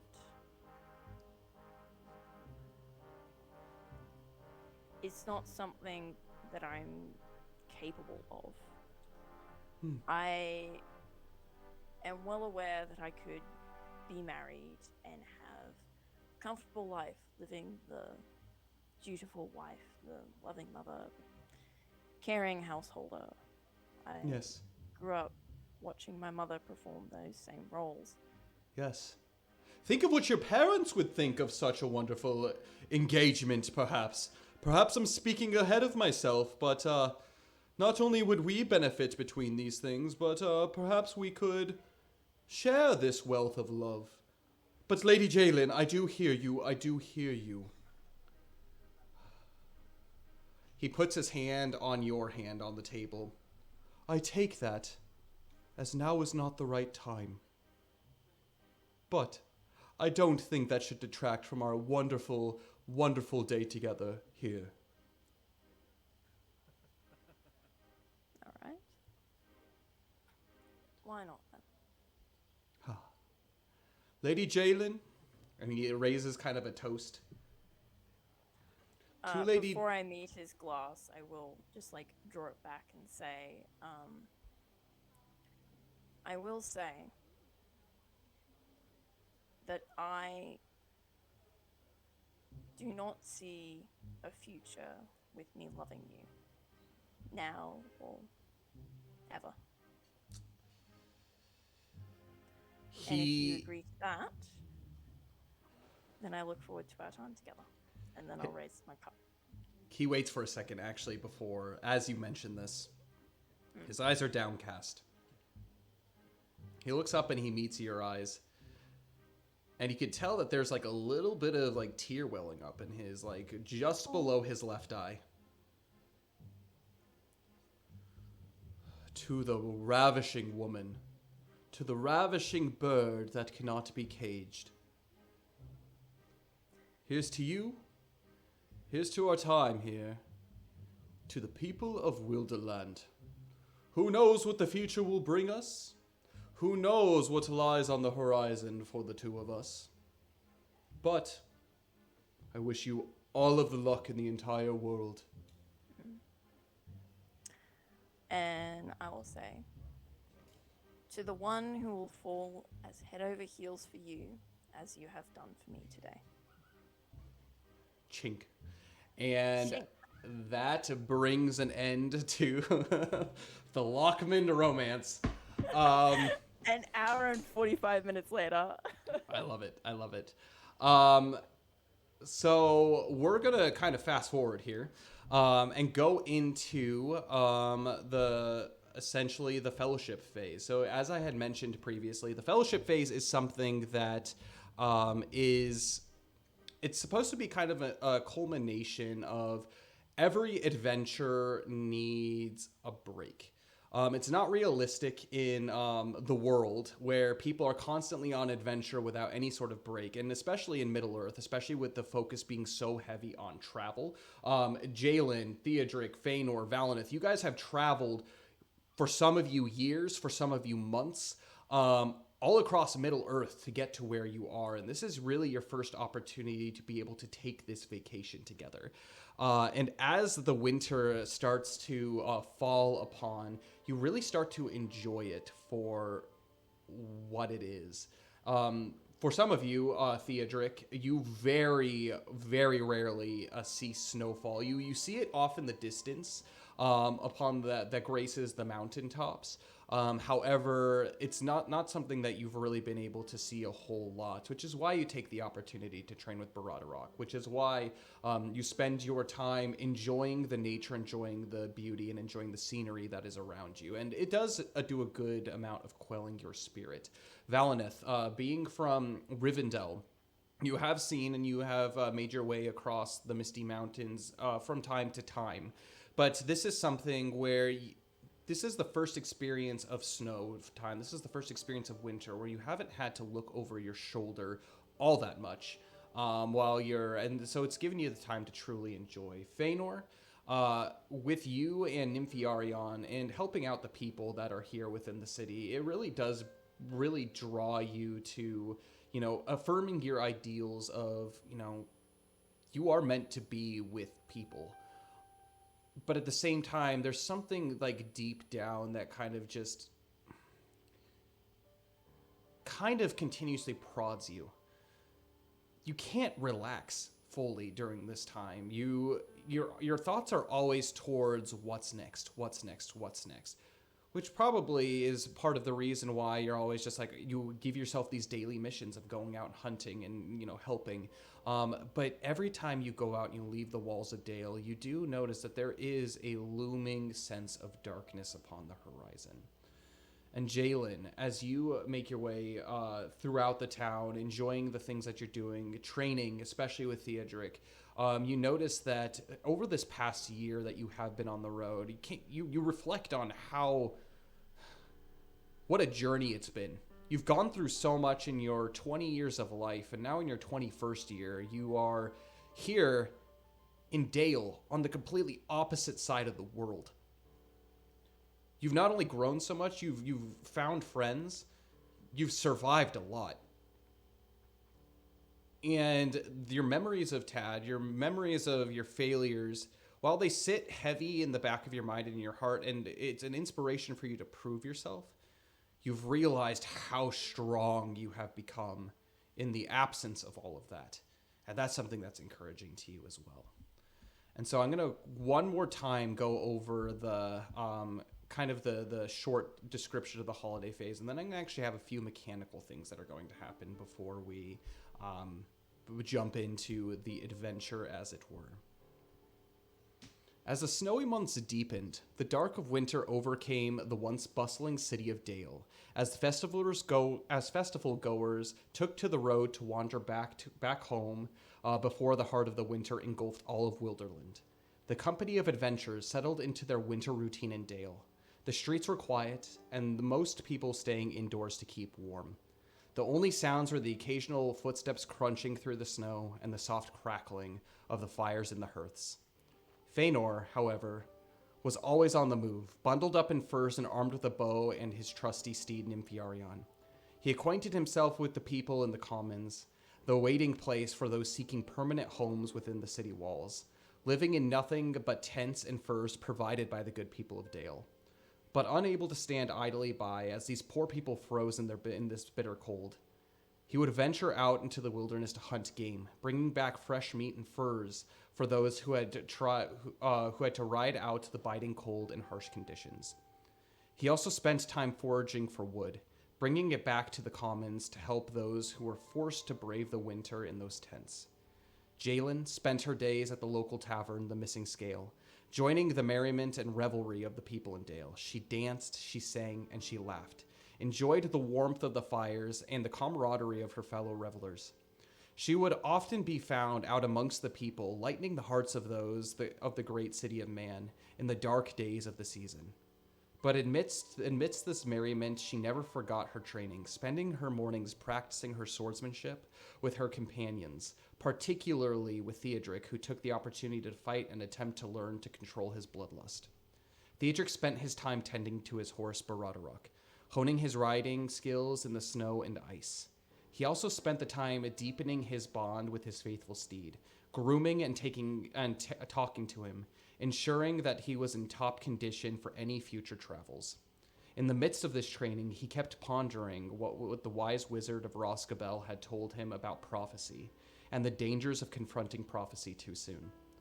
Valineth spent the winter scouring the city of Dale, searching for any signs of the urchin girl, Brindal, who had stolen his prized vambrace. He talked to anyone who might have information, building the detailed log of the potential locations of the thief. Despite the cold snow, Valineth refused to give up, determined to reclaim what was gifted to him. It was in these months that Valineth wished Haleth farewell, who had made a full recovery from his injuries of months previous. It was in this goodbye that Valineth pondered the frailty of life. As the winter wore on, the company of adventurers found comfort in their routine, and they had each other for companionship, and they knew that spring would bring new adventures and challenges. For now, they focused on surviving the bitter cold of winter in Dale. That is, until the party caught glimpse of a familiar raggedy-haired girl sneaking into Brokenstone, the slums of Dale in the dead of night. With that, with the completion of this adventure or this fellowship phase underway, I have a different thing for each of you. So typically during fellowship phases, you can choose certain things, whether it's learning to have some kind of new ability, whether all these things. These were kind of selected for you as kind of your starting ones, but to give you a general idea of potential things that you can do in future fellowship phases. Based off of what you just heard, Fëanor, I'm going to have you make a wisdom check for me.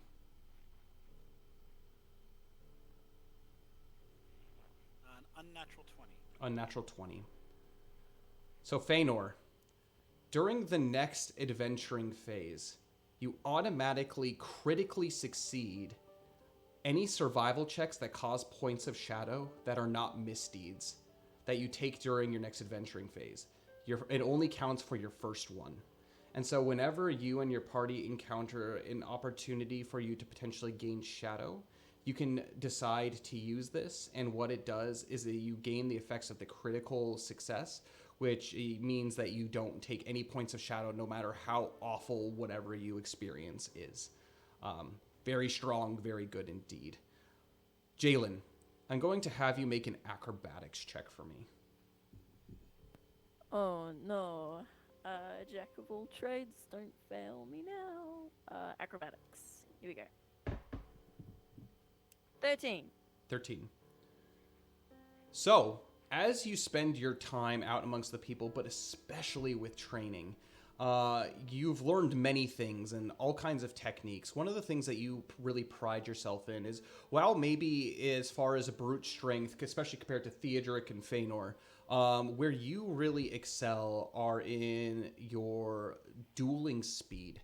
I am actually, because you succeeded in this check, I am going to give this sword that you specifically had.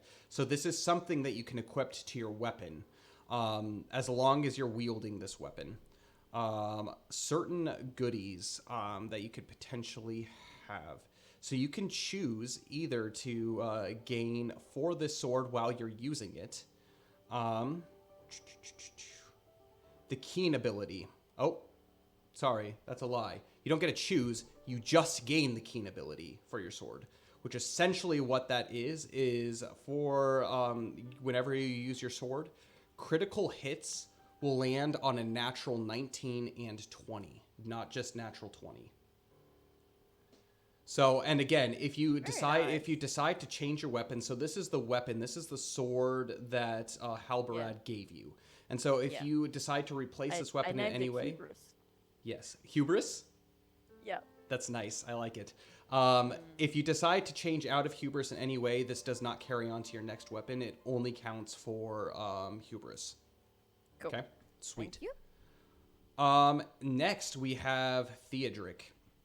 I'm going to have you make an animal handling check with me. Okay, Or for me. Animal handling. That. Oh, no. Oof, that is a 7. 7. Okay. 1 second while I open up my... I'm going to have you roll just a straight D20 for me. Okay. D20. It's a 7. 7? Okay. Yeah. No worries, no worries. So... Lucky number 7. That's true. Lucky number 7. So It is while... the campaign. Yeah, there you go. While you were riding and training Baradrock, one of the things that you can do during fellowship phases, because you have a horse of Rohan, this is something that you can take on. And actually, Feanor in future, basically after this adventuring phase on, you can attempt to train with Nympharion, and you can do a certain number of things, but essentially what it is you give your steed additional abilities. Because of the things that you did during this basically phase, training Baradrock to ride in the snow and ice, you are actually going to be getting sure-footed on Baradrock. So essentially what that means is a sure-footed mount is less likely to stumble or slip when riding across pathless terrain or upon ruined roads or bridges. The mount is unaffected by difficult terrain and can maintain 40 miles a day across hard terrain. Oh. Sweet. So really strong. Again, though, because everybody doesn't have steeds that can do that, you are still limited by your party as far as the travel goes. Sorry about that, Theodoric. But you will have the ability to, in combat, basically ignore difficult terrain, which is super duper nice. Really, really nice, actually. And then finally, we have Valinith. Make an investigation check for me, Valinith. I'm pretty good at that, I think. Let's see. Investigation. I'm fine at it. Please be good. Oh, non-natural 20. So while you were out doing your search for the Vambrace and all that kind of stuff during your time here, you really took the ability to make allies of the common people of Dale.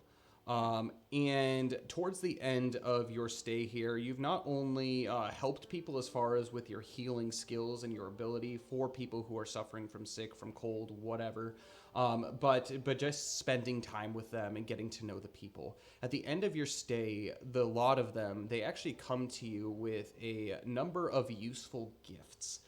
I'm going to have you roll a d6 and add 2 to that. That's a 5 plus 2, 7. 7.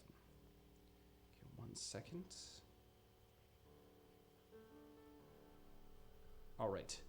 And so as you do so and you do your thing,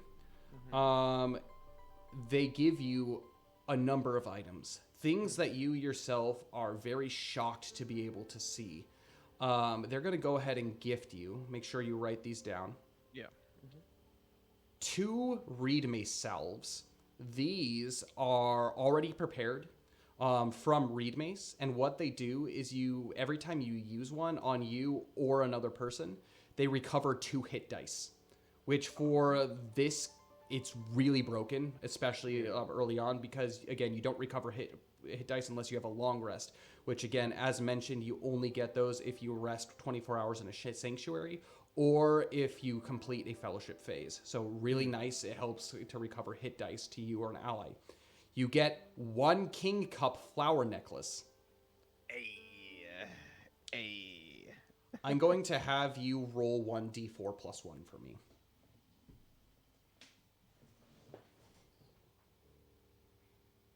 That is a 4 plus 1. So when someone wears it, the moment they wear it from that time onward, they gain 5 days of luck. Cool. You also gain 3 hagweed potions. By drinking this, you gain advantage on saves against corruption for 1 week. Okay.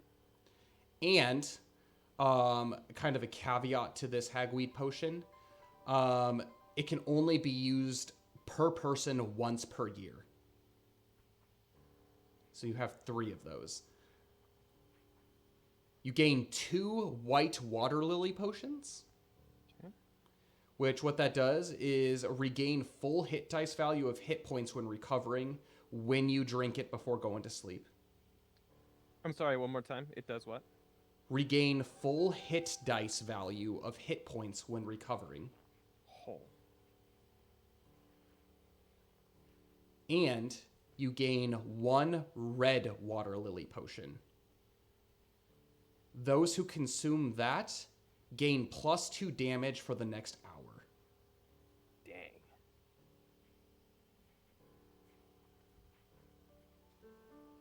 And these are already prepared, so you don't have to prepare them to do anything with your herbalist kit. Sick. Okay. Yeah, it's really good. And on top of that, I'm going to each of you make different checks. So this is a different check because of your reputation here in the city, because of the time that you've spent here. I'm going to say that you've taken the time to be able to attempt to unlock Dale as a sanctuary. All of you are going to make checks for me. Feanor, you are going to make a traditions check. Your check is traditions because you've spent your time not only learning what the low, not necessarily the lowest of the low, but those who are seeking refuge here in Dale, what they truly want, and you've spent time learning what the culture of the city is because of that. And you've really spent your time amongst the people. So I'm going to have you make a traditions check. Jalen, you're going to be making a performance check for me. This check is because of your time spent amongst the people, most especially the merriment that you've done. And so bringing people together, the songs that you've done, the dances that you've done, like everything that you've done to lighten people's day. Yours is going to be a performance check. Theodric, I'm going to have yours be a survival check. The people have looked to you during this time, riding your horse, practicing, and just your time just generally here in the city. And they've looked in awe of you being able to experience all this, especially with this being really your first winter season outside of Rohan. And by this inspiration and like the things that you have learned in the wilderness, this is going to help you in your in what you're doing. And Valineth, yours is going to be another investigation check. This investigation check is specifically because you have spent the time getting to know the city, all the ins and outs, searching for these urchins that have stolen your vambrace. You've familiarized yourself with most of the alleys in the city and have done what you can to be able to bring that knowledge not just to yourself but to everybody that's in your party as well. I'm gonna have each one of you go ahead and tell me what your results are for that. So Feanor. 16. 16. Jalen. I got 6. 6. Theodric. I got a 10. Okay. And Valineth. 15. 15. So, because of your efforts that you have spent here in the city of Dale, you have unlocked it as a sanctuary. One really nice thing about this is you can spend, if you are any time in the Brelands, you can take time here and spend the opportunity to be able to rest in one night's time and gain a full rest.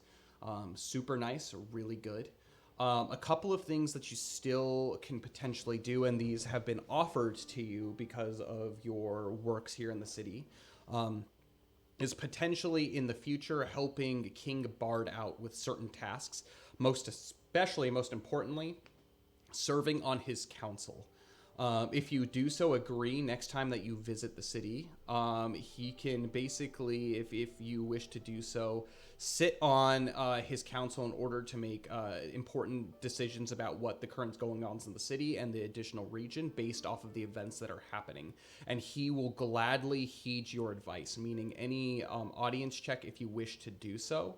So audience is another thing. It's like kind of like a very in-depth mechanic version of like role-playing kind of. You are going to be getting advantage on your introductions check for that. So that's really good. And then during that time, you weren't just like hanging out in the city and not doing much. Each of you did your part to be able to help the city and work. That was one thing that was offered to you by King Bard, is the potential for work. And so I'm going to have you each roll 1d4 for me.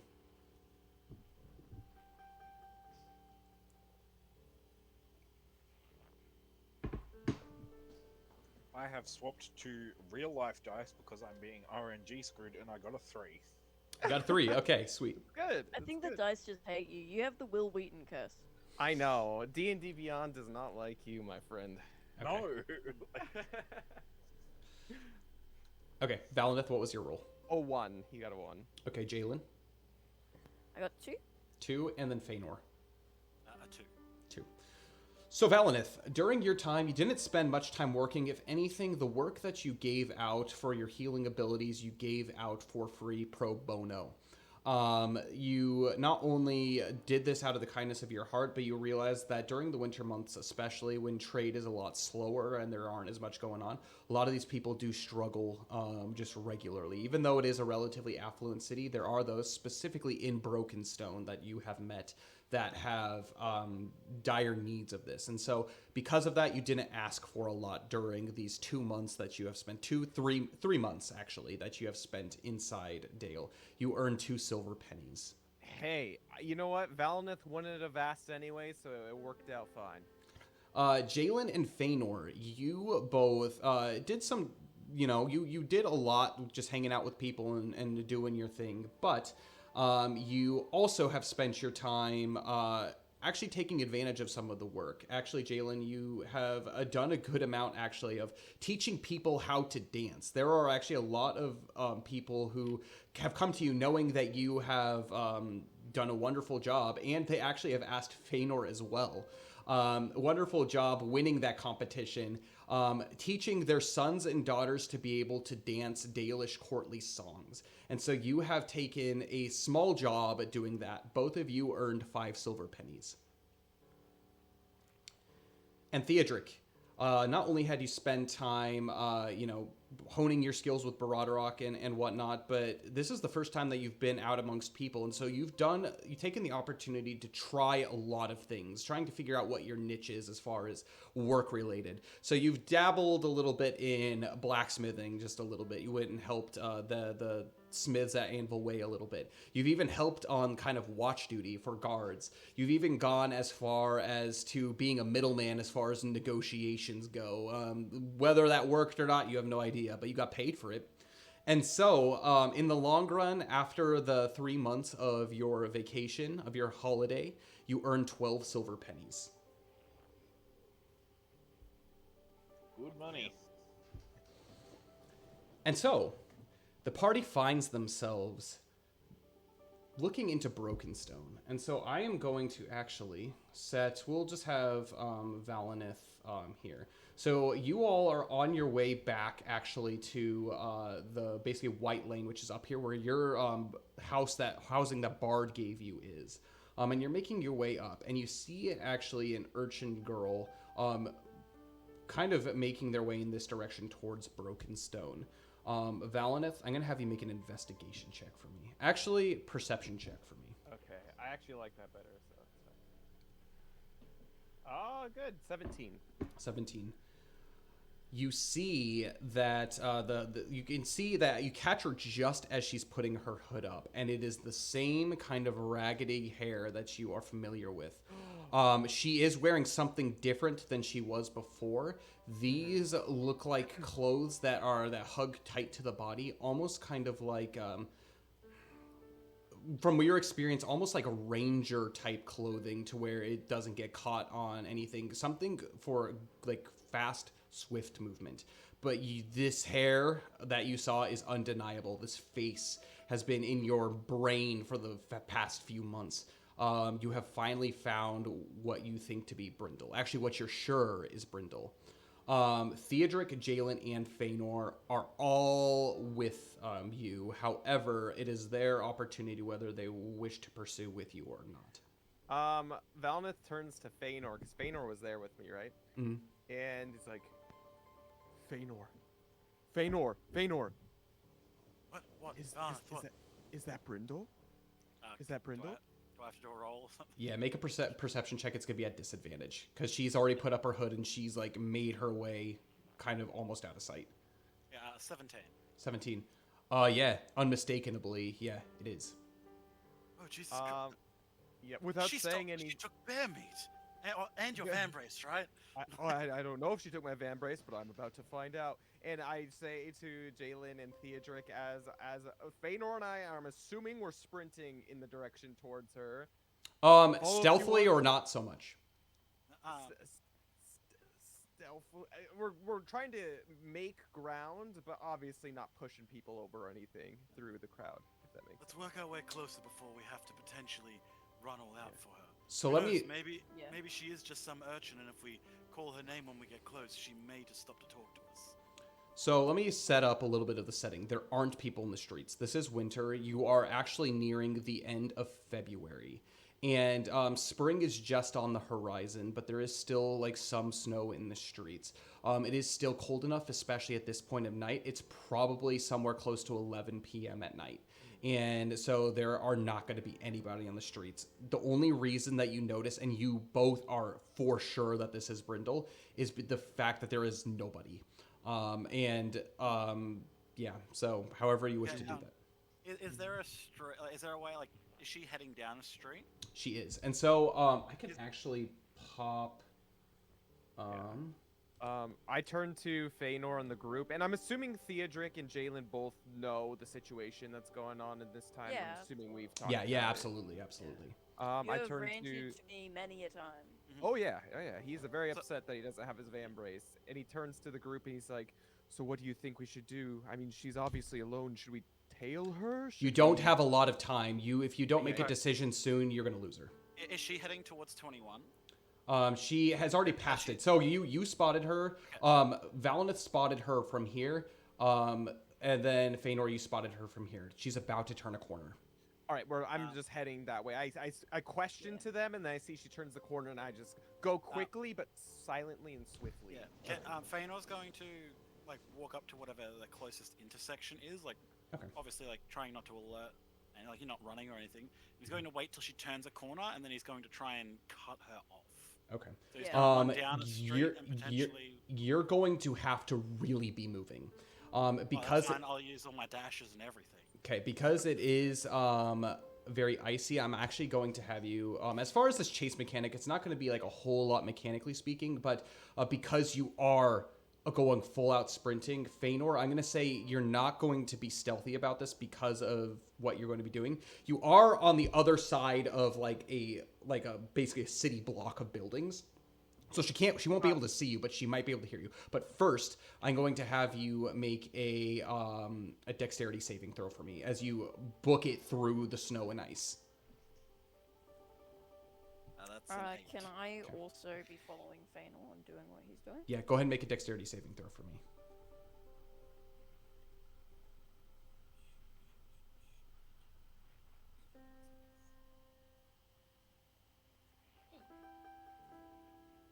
I got a 13. Okay. Feanor, you book it down in this direction, and you're attempting to hit her at this intersection right here. You see her book it down that way, and you make it about this far, and you look across the river, and you see her running. However, you do lose her at this point. By the time you make it to the intersection, she is nowhere to be seen. Jalen, on the other hand, you make your way, and you're able to get out just a little bit in front.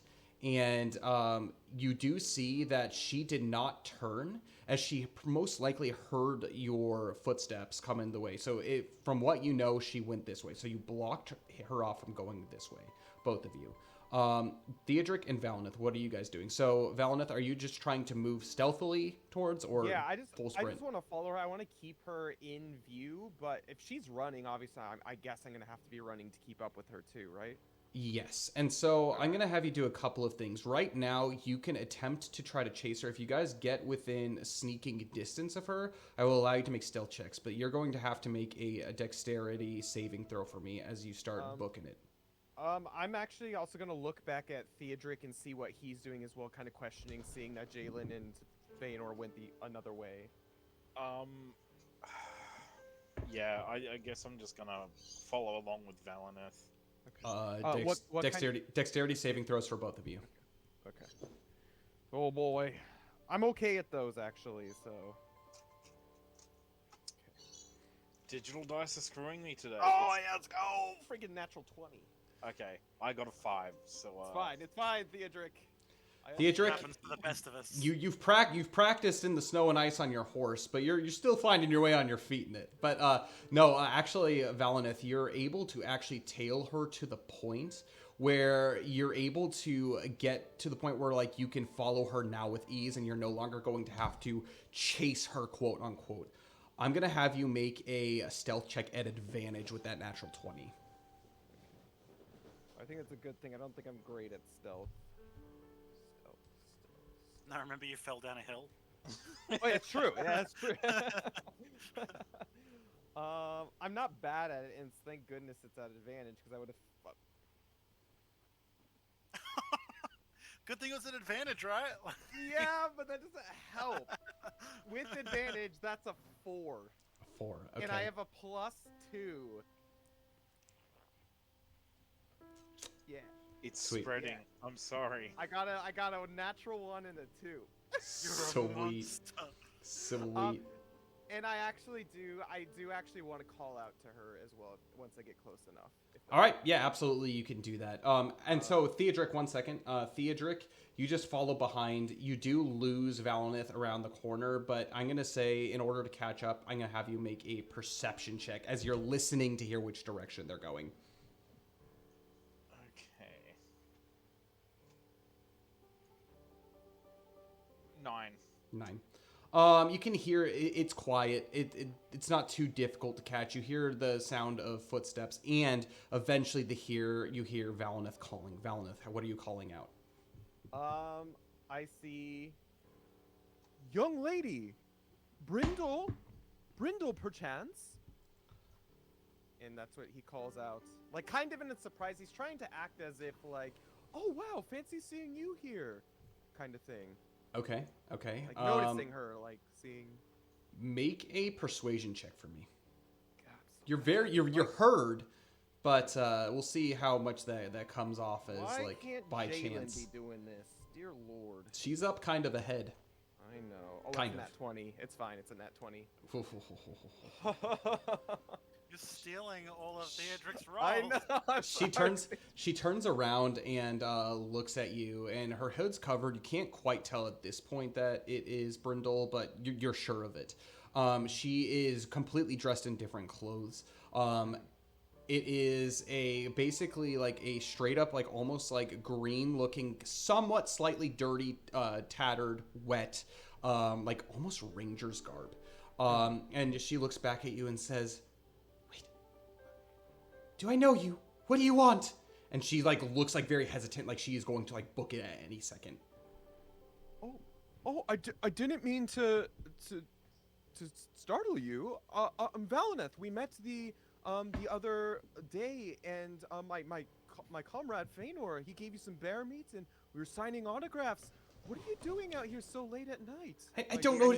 I don't know what you're talking about. And she like begins kind of slowly moving, not sprinting, but like kind of like slowly, like her eyes still kind of kept on you a little bit, walking away. Both Jalen and Feanor, you can hear this. It is quiet enough where you can hear this conversation happening. And Theodric, you catch up in no time. And Valineth, as he hears this, he actually like is trying his best to act a little bit like what's going on? I've been very concerned about you. Has the bear meat fed your family well? He starts taking a couple steps, but like acting like he's caring, like very caring elf at the same time. And he's also trying to see if he can see his vambrace, because again, that's what he cares about. Okay. I'm gonna have you make an investigation check as you look to see about this vambrace as you're walking closer. She takes like one look at you and says, I'll take it. I don't... The 21. You look, and she does not seem... She's got a lot of folds in her clothing where she could potentially be hiding something. However, you do not see that she has it currently, like, on her arms or anything like that. They seem to just be something of, like, what she normally wears. And she says, It did. Thanks. And then she kind of like begins kind of going off at a little bit of like a fast walk at this point. She's not just stepping away. Yeah. Excuse me, I actually want to talk to you. What are you doing out so late? And he tries to like catch up as much as possible. If she moves past me, can I move to block her way? Oh yeah, absolutely. So I'm gonna say, as you're listening to this, are you trying to like catch her at like the next intersection here? Because she kept going this way because she did see you over here initially, which is why she didn't go down this direction. And so she started making her way down kind of like these blocks. Where do you want to try to cut her off? Here or down here? Or would you like to trail her from behind? How do you want to do this? Yeah, I'll trail her from behind for now. Okay, make a stealth check for me. Keeping an eye. Wow. All I just have to say is I hope advantage is taken with it, because I rolled real well. No, I rolled a natural one. I see that. Yeah. As you do, you kind of stumble out of the alley and you just like look, and she begins walking away. Well, I don't really want to talk to you right now. And she says, maybe tomorrow. And she I have my like feature move. that I have like friends, like the friends feature. As, do you currently have that? Friendly and inquisitive. Do you currently have? I believe that's a class trait that I have, just in general. Okay. If you could read me exactly what it says, I would take that into account. I know what Jalen's does, but Jalen, you just surprised her coming out of an alley. She's never seen Yeah, you that's before. fair, that's fair. So she's not going to look at you as a friendly or inquisitive, especially when she's nervous. Probably would have been following Jalen. At Okay. this point, so Make stealth yeah, check for probably- me. Yeah.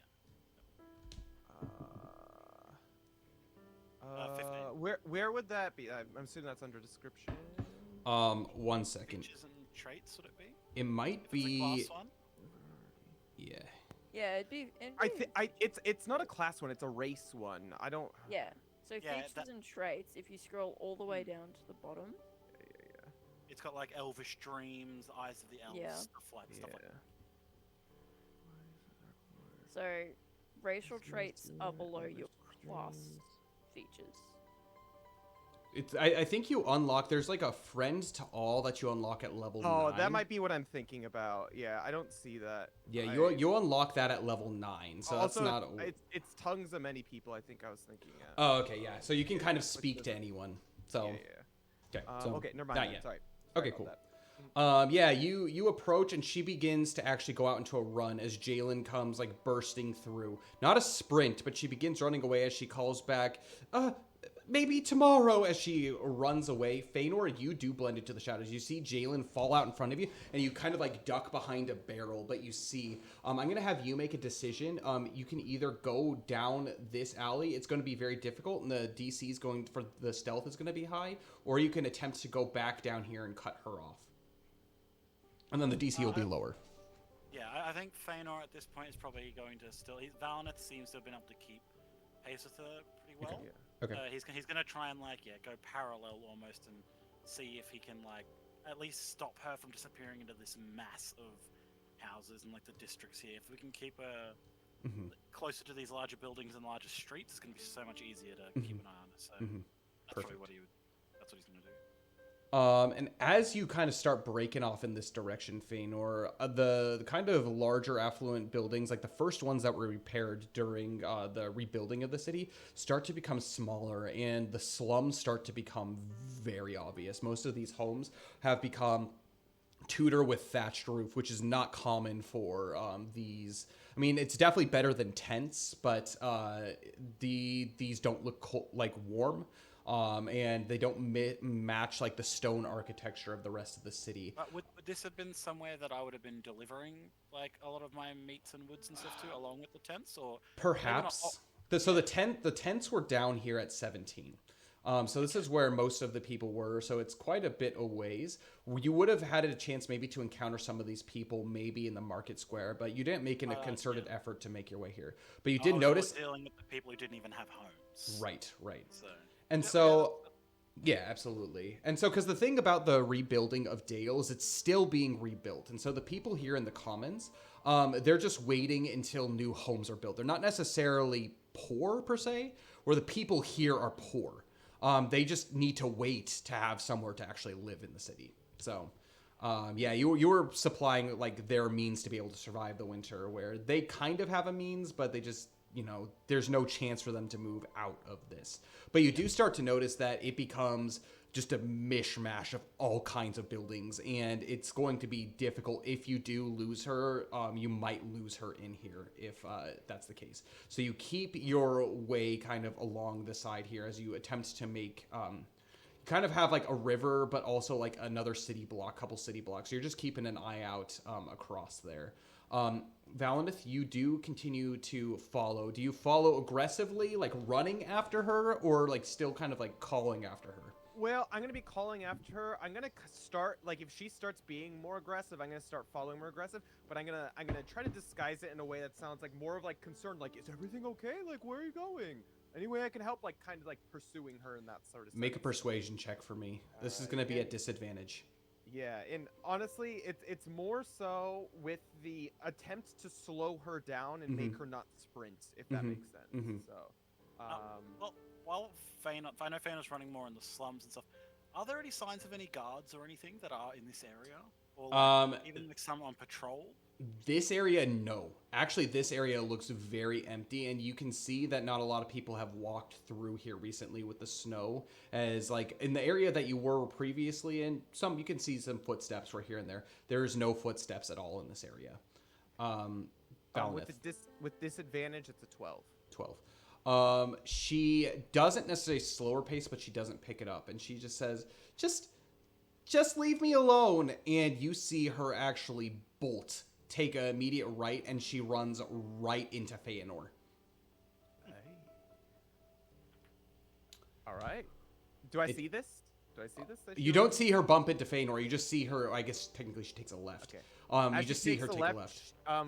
Valnith starts running as not to lose her towards that direction. Make a dexterity saving throw for me. Is Theodric nearby? I'm assuming. Yeah, he's keeping pace, kind of behind. If you want to just continue to keep pace and you want to start sprinting, I'm gonna have you make dexterity saving throws. I have realized snow. You would say that snow is a visible effect. Yes. Oh, we do have advantage on dex saves if we're not blinded, deafened, or incapacitated. I forgot to Yes. incorporate. If it is a visible hazard, we can see it. It is a visible hazard. Yes. So we should have. I Yeah, should have been rolling. Too with late for that advantage. now. Yeah. Valinith rolled a 12, by the way. Okay. His dexterity save. Yeah, you're able to keep your footing as you turn around and you see the back end of whatever interaction we're going to talk about here. Jalen, I'm assuming you got up. What are you doing once you got up? Just following behind this way? Or what's the plan? Okay. Pretty So much everybody's just kind of keeping trying together. trying to catch up. Yeah. Make a dexterity saving throw for me. Theodric, make a dexterity saving throw as you try to catch up to Valinith. With Can't go worse advantage. than last time. Yes, with advantage. Normal for Jalen. Surely. Oh, cool. 18. 18, sweet. You catch up easily. If anything, like you caught up more sure on your feet than even Valinith is. Theodric, An 18. 18, and Finally, the same. gods have smiled upon me. You stop, and all of you see her turn, and you look. She runs into you, Feanor. You're kind of just listening and watching out, and all of a sudden, this young girl just full just body slams into you. Because of that, she pretty much bowls you over to the ground. Neither of you expected it, but she falls on the ground too. What are you doing in this moment? Can I attempt to grapple her? Yeah, absolutely. So she is within within You know what? reach. I'm gonna use whatever move. I'm gonna stand up and throw my net on her. Oh! All right. Cool. I'm gonna have you make a acrobatics check as you get that out, unprepared, to see if you can do it and get it on her fast enough before she gets off and moves. So make an acrobatics check for me. She's acting A suspicious, 17. but we don't know if she's 17. done anything Well, yet. we want to talk to her. You You don't just throw Actually- a net on someone you want to have a convo with. To be You fair, don't just run away either. She may have stolen from one of the champions of the many trials of the I don't festival. know. I'd run away True. if I had a strange elf tailing me late at night. I'm not strange. She knows me. Yeah. She pretended Not she stra- didn't. It's not stranger danger at this point. But, in I mean- theory, I mean, it's Dom, We I got it would. is, sticking up for definitely. one girl. It is definitely. Hey, she ran into me. Okay, self-defense. You all kind of Scooby-Doo you all kind of run and you see turning, you all as you see just Feanor throw this net over this girl, Brindal, and she's like, "Get this off of me!" And you have officially trapped her per se. The chase is Oh, over. we got here. Valnith What have we got sees here? Feanor. Yeah, Valnith sees Feanor, and he's like he acts like, "Oh my goodness!" But in reality, in his heart, he's very, very happy that this encounter happened. I grab the net and like I've caught like a fish. Yeah, I caught a big catch. And you pull her up, and she's just like, Yeah, she's still. "What are under you the net, doing? and I'm like, Stop it!" And then she's writhing around with all of her strength, and it actually surprises you how much strength that she has for a girl. Hey, calm down, or I'll get the guards. I just want to have a chat with you. That's what I should be saying. What are you doing? I didn't do No, anything to Who you. are they going to listen to? The champions of the festival, and the ones who a man personally invited by King Bard here to the city, or a poor girl who I Threatening gave a bear meat to. teenager. I love Feanor, it. Hey, whoa, I whoa! greatly I take am not offense threatening this to- child. I am letting her know the You- situation. Okay, guys, let's just admit we could have gone about this a bit better. Yeah, we. Oh, I was wanted to- doing just fine. Feanor, we're not gonna use our authority here. That's not on. No, I'm just. I'm not trying to intimidate them. I'm just. You are trying to. Feanor, make an intimidate. intimidation That's check. what you're doing. Oh no. Okay. 18. 18. You are doing a really good job. Like this conversation between Jalen and Feanor is happening, but she is scared and she is just like writhing around, like, and you can see that she's actually reaching down into her belt for something. Hey, can I try and grab her wrist to stop? Yes, you can do that. Go ahead and make a acrobatics check for me. Is that with advantage? No, athletics check for me. Is it with advantage because she's like restrained under a net? Technically, yes. Okay, cool. Let's see. Valneth is trying to calm down the situation as this happens. 17. She's like, okay, calm down.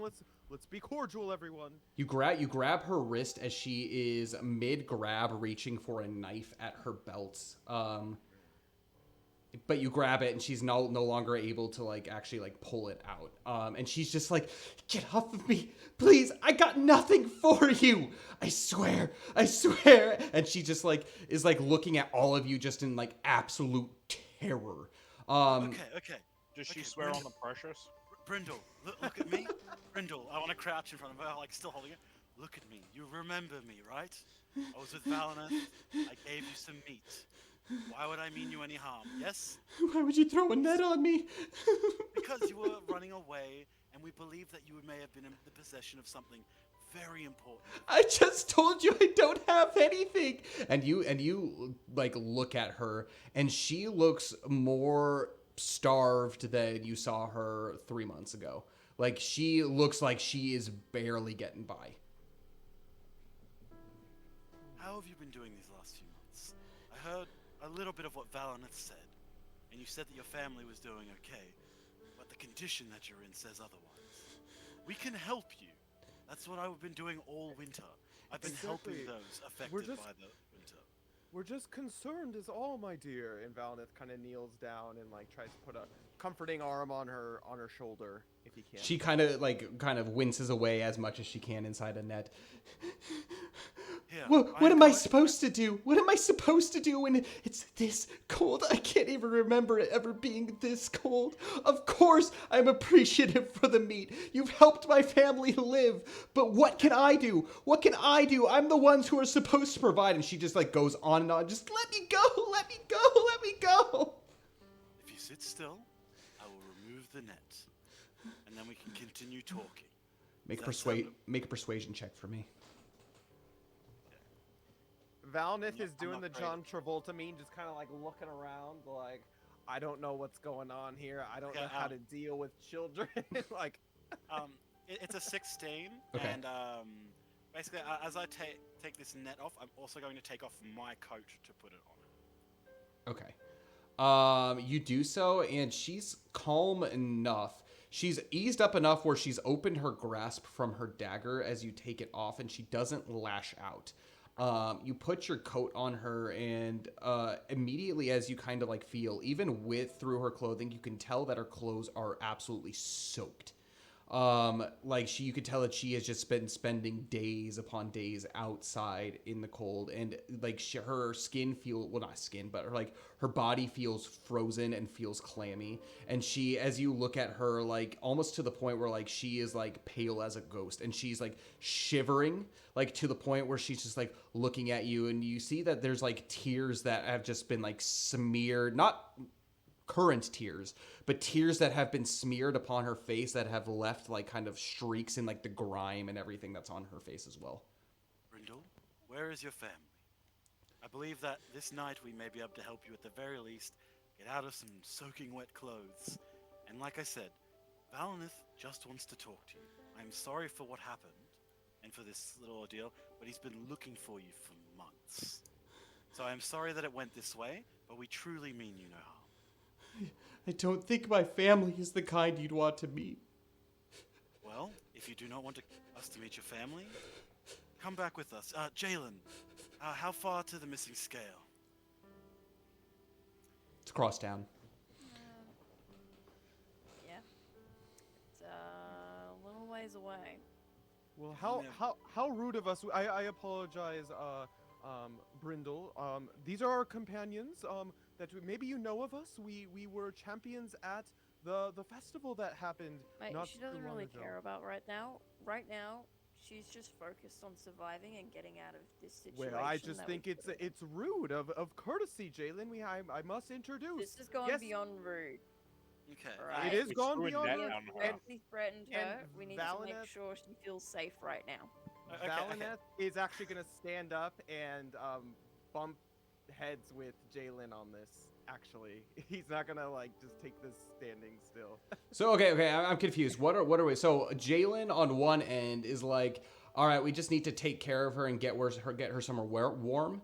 And then Valineth is like, I have courtesies to be able to show about. courtesies, and he's going at it more from like a fact, like we truly do mean her no harm, and we truly do. I don't want just like two somewhat strangers as well with two other strangers just suddenly abducting her. He's coming at it as like more of an elvish courtesy. Like you need to introduce everyone before you just suddenly spirit someone away, if that makes sense. All right. So Okay. that's where he's coming All from. right. While they're discussing Whatever. that, Due courtesy. I actually want to say to her because she's like her family's not the kind that you want to meet. So like Feanor's under the impression that this is like a bad family situation. And so he's like, yeah, it's a bit of a trek, but I might be able to like give you a little piggyback over to the missing scale. We'll get a warm bed for the night, and you'll be able to be safe there. We can get you some food, and then maybe we can have that chat. We can get you somewhere where you'll be able to be dry and warm and fed. No, I don't think you understand. And she looks and she like pulls out of her like basically like her wet clothes what look to be like a recently like strangled chicken. I have to get this back to them. Or else what? Is your family starving? She shakes her head. Then why do you need to bring it to them? You can okay. I'm the one who threw the net on you. I understand you're apprehensive. Do you trust the champions who are personally invited and have met and come to an understanding with King Bard himself to help the people of the city? I don't trust anybody. King Bard has done nothing for me since I've been here. I've been here 5 freaking years. When that dragon died, that so-called hero king, because of him, I lost everything. I lost Who is everything. your family, Brindal? The only ones who would accept me for the life that I was living, what I had to do to survive. There's rules where I come from, you understand? And she begins to like weep, deeply weep. If I don't get this back to them, a warm bed is going to be the last bed that I see. Where is your family? You said they're one that I might not like to meet, but I'm feeling like I'd like to have a really good discussion with them. All right, calm down. Come on. Feanor Valineth pipes up, and Hey, can I he say his says- eyes are glowing? He hasn't quite gone into a rage, Yeah. but Okay. like, it's like he looks at Valineth, and in this dark, these bright orange, Yeah. like almost moonlight reflected eyes. I understand. Yeah. And Valineth, again, just being an elf of Rivendell, he's doing his best to maintain, like, an understanding between any. By the way, I do want to, like, say, did Jalen, would she have an understanding of the culture that Valineth comes from at this point as far as... Probably not. Okay. Yeah, so I mean, really- she I stopped in apologize if he's Rivendell coming once, and from- it was Yeah. Rivendell was completely foreign. She did recognize some of kind of the like intricacies when it came to decorum, but obviously in Jalen's case, I'm assuming this is where you're coming from. This is like kind of like a very I mean, like that's urgent situation where it's just like now's not the time for that kind of stuff. Like we need to like save her right now. She looks in a bad state, kind of, right? Yeah. Okay. Yeah, that's about the size of it. Okay. Well, okay. Well, Brindle. Valineth just looks Yeah, at sorry. Feanor, and he's just like, let cooler heads prevail. I mean, nothing needs to be decided right this instant, but I do think it's important that we do get her some warmth at the very least. Right. Can I crouch down beside Brindle and just say, Brindle, my name's Jalen.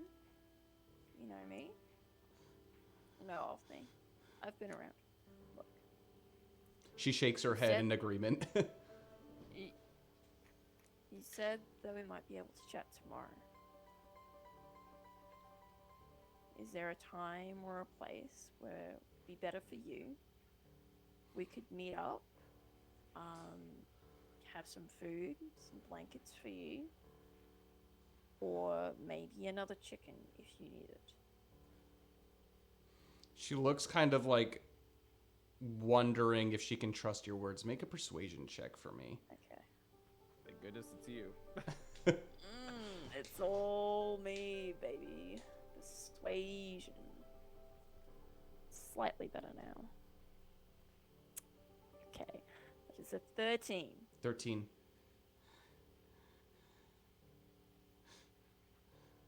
She nods. Okay. No, don't bring the guards. But We're not gonna bring the guards. It'll just be the four of us. You can pick the time and the place. And like- tell us anything you need or might need tomorrow. We'll make up a list.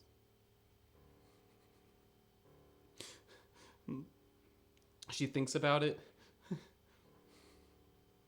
Have you been to the Commons? Feanor, you know the Commons very, very well. There's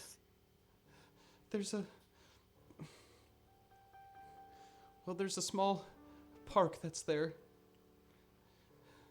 Maybe if we can meet. She's begun to kind of keep her composure a little bit as you talk to her. Speaking of, can I make an insight check on her to Yeah, absolutely.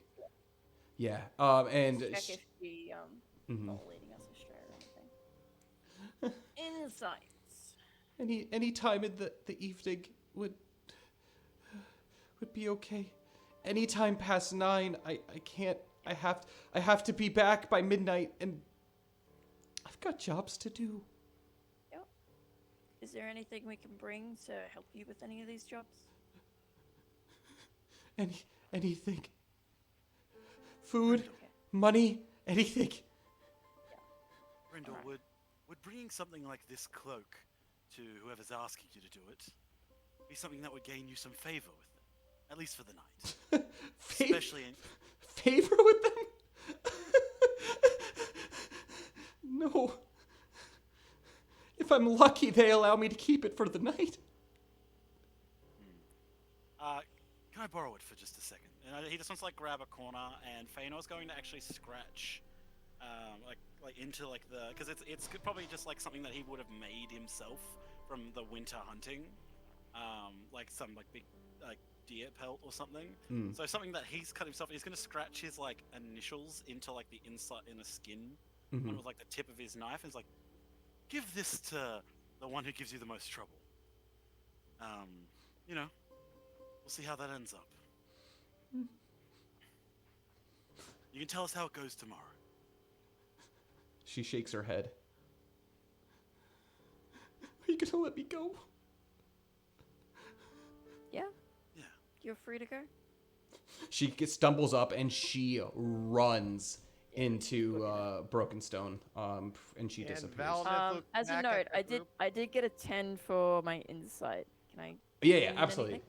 So, as far as what you can glean, this is a girl who is in survival mode. She maybe at the same time, though, you don't know if she's 100% truthful in everything that she's saying. There's still kind of that hint of suspicion, especially as she departs and she just leaves without even looking back. No really like gratitude, no real thanks as she disappears into Brokenstone. Valneth looks back at the group. But my vambrace. What about my vambrace? You know what? Found her once, and look now. If we find someone who has my cloak, my coat, which I'll recognize, I can ask them how they came across it. If they bought it, we might be able to find out from who. And if we find someone and they're like, "Oh, I made it myself," um, at least it's another thing out there that we can use as a signifier to find out where she may go. You're, And look, Yeah, you're we found right. her so once before. basically, if enough of us give enough stuff away, we'll be able to like triangulate their position. But I didn't necessarily give my Vambrace away, and I mean, I don't know if you all understand. I've been looking for months for her at this point, and we finally No. found her. I just feel like, and actually, Valineth, he's just very saddened by the situation in general. Like, obviously, he feels a lot for Brindal, and he sees like in the condition that she's in. But he's also been devoting his entire like the last couple whatever searching for her and seeing her just go away without any potential of ever seeing her again. Well, he's very dejected just in general of just the situation. Like he wasn't expecting it to go this way, if any. Well, at least we can say, Valineth, we now know what part of the city she resides in. I guess that's true, but even That's more still... information than you've had over the many months. And we know Who she knows? needs to be somewhere by midnight. Staking this place out if we cannot find her tomorrow, staking this place out will provide plenty of opportunity to maybe see her again. There's another option too. We can, even if she doesn't show up tomorrow, we can continue to show up at that park. Because one day she might get desperate enough. I mean, it's true. And actually, Valineth turns back towards Theodric and kinda is dejected and looks down at Theodric, and he says, I'm no human, and maybe I don't necessarily know how children act too much. What do you glean from this situation, Master Theodric? I believe that she is in desperate trouble. And we are an out for her. If she wants to escape whatever situation she has found herself in, this meeting with us tomorrow and gaining our aid in any way is probably her safest bet to a better life. That is my belief right now. Actually, Theodric, that brings up an excellent point. Think about this, Valineth. She's already proven that if indeed she did steal your Vanbrace, that we're a good mark. So she'll want to come back, potentially for better items. I don't believe that's true because we've caught her now. No, She but knows that we're aware. Yes, but you understand what I'm saying. If she can build a rapport with us, perhaps that'll believe. Let's say she is a common thief and this was all a lie. She'll want to come and build a rapport as the innocent, abused child. And then take advantage of it. So I doubt we won't be seeing her again. And Valineth's just scratching his head, and he's just like, I do not understand the world of men. I guess I have a lot to learn. And common thief or not, she does seem to be genuinely struggling. Oh, I think we can all agree with that, for sure. Like, I feel for the girl, don't get me wrong, I absolutely feel for the girl. It's just, I don't really understand the situation itself, and I just want answers. I want answers. You don't really experience a whole lot of poverty in Rivendell. I don't really experience a lot of anyone else other than elves, and that includes children of sorts. It's all new Elves to me. aren't children? You guys are children once, surely. We were children once, but there's not many new elves that are born every now and again. Like, some of the youngest elves that we have... is this correct, Lore Master? Oh yeah. Not really Elves do have children, but because of how long, I mean, they're immortal, but because of how long the growing process, they don't become like out of adolescence until they are like 100. So Fëanor is really baby. Fëanor is literally like just become of like adulthood. Yes. He's like 104 or something. And by the time they reach the age of 100, they keep the features that they have for the rest of their lives. Obviously, unless they get scars or whatever the case. But they are like small children. But the growing process of that is very slow. In Rivendell specifically, there are some children.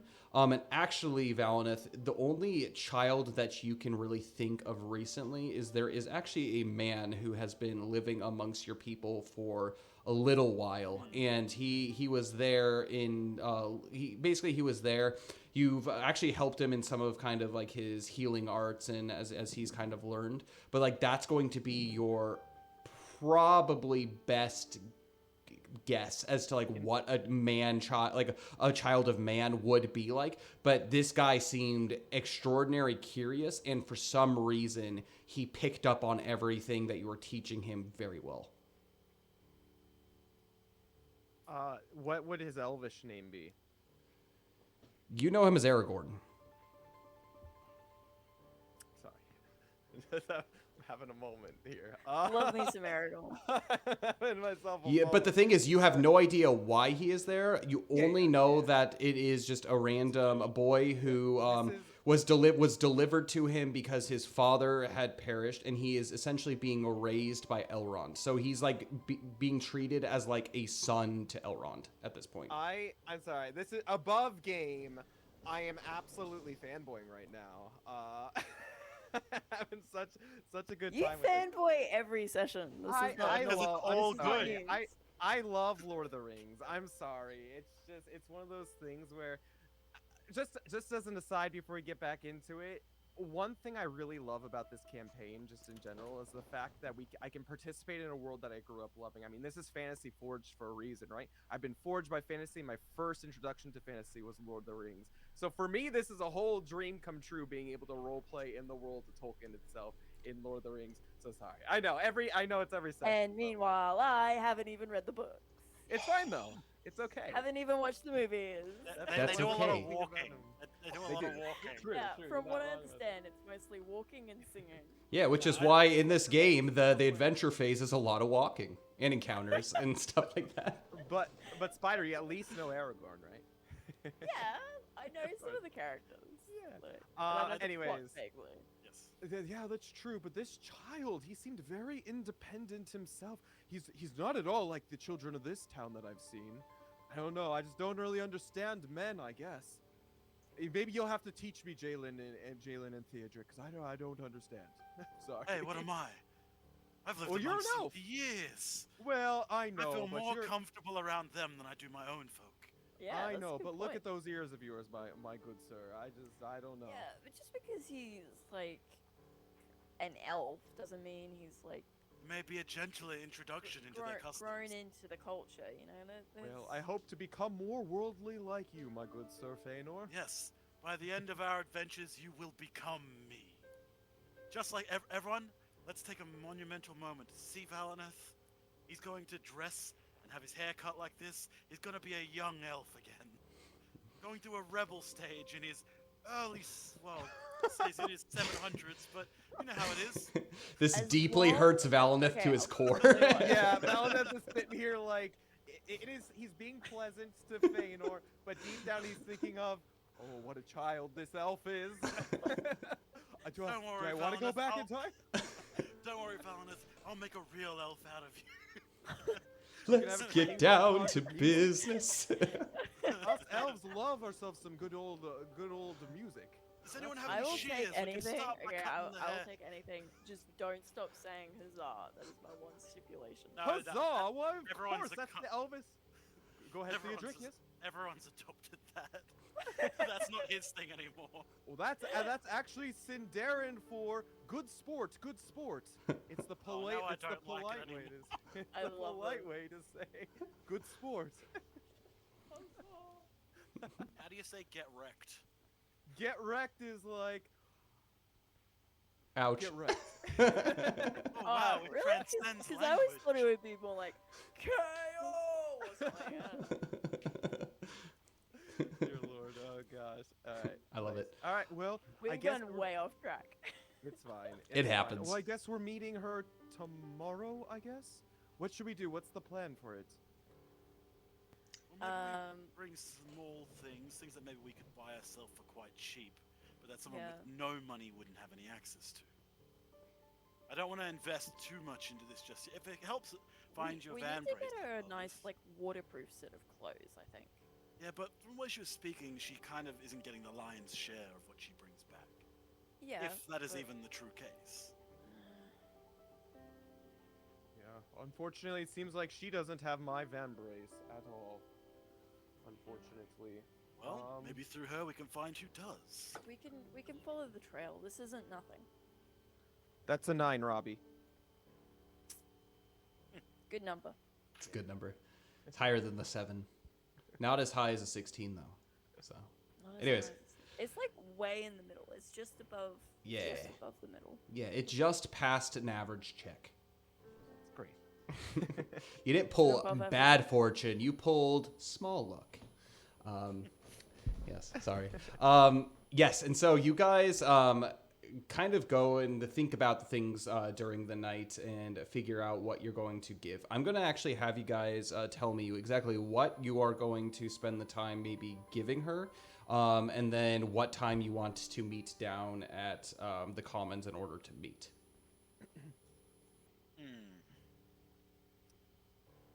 Well, I think some food might be good first and foremost for her.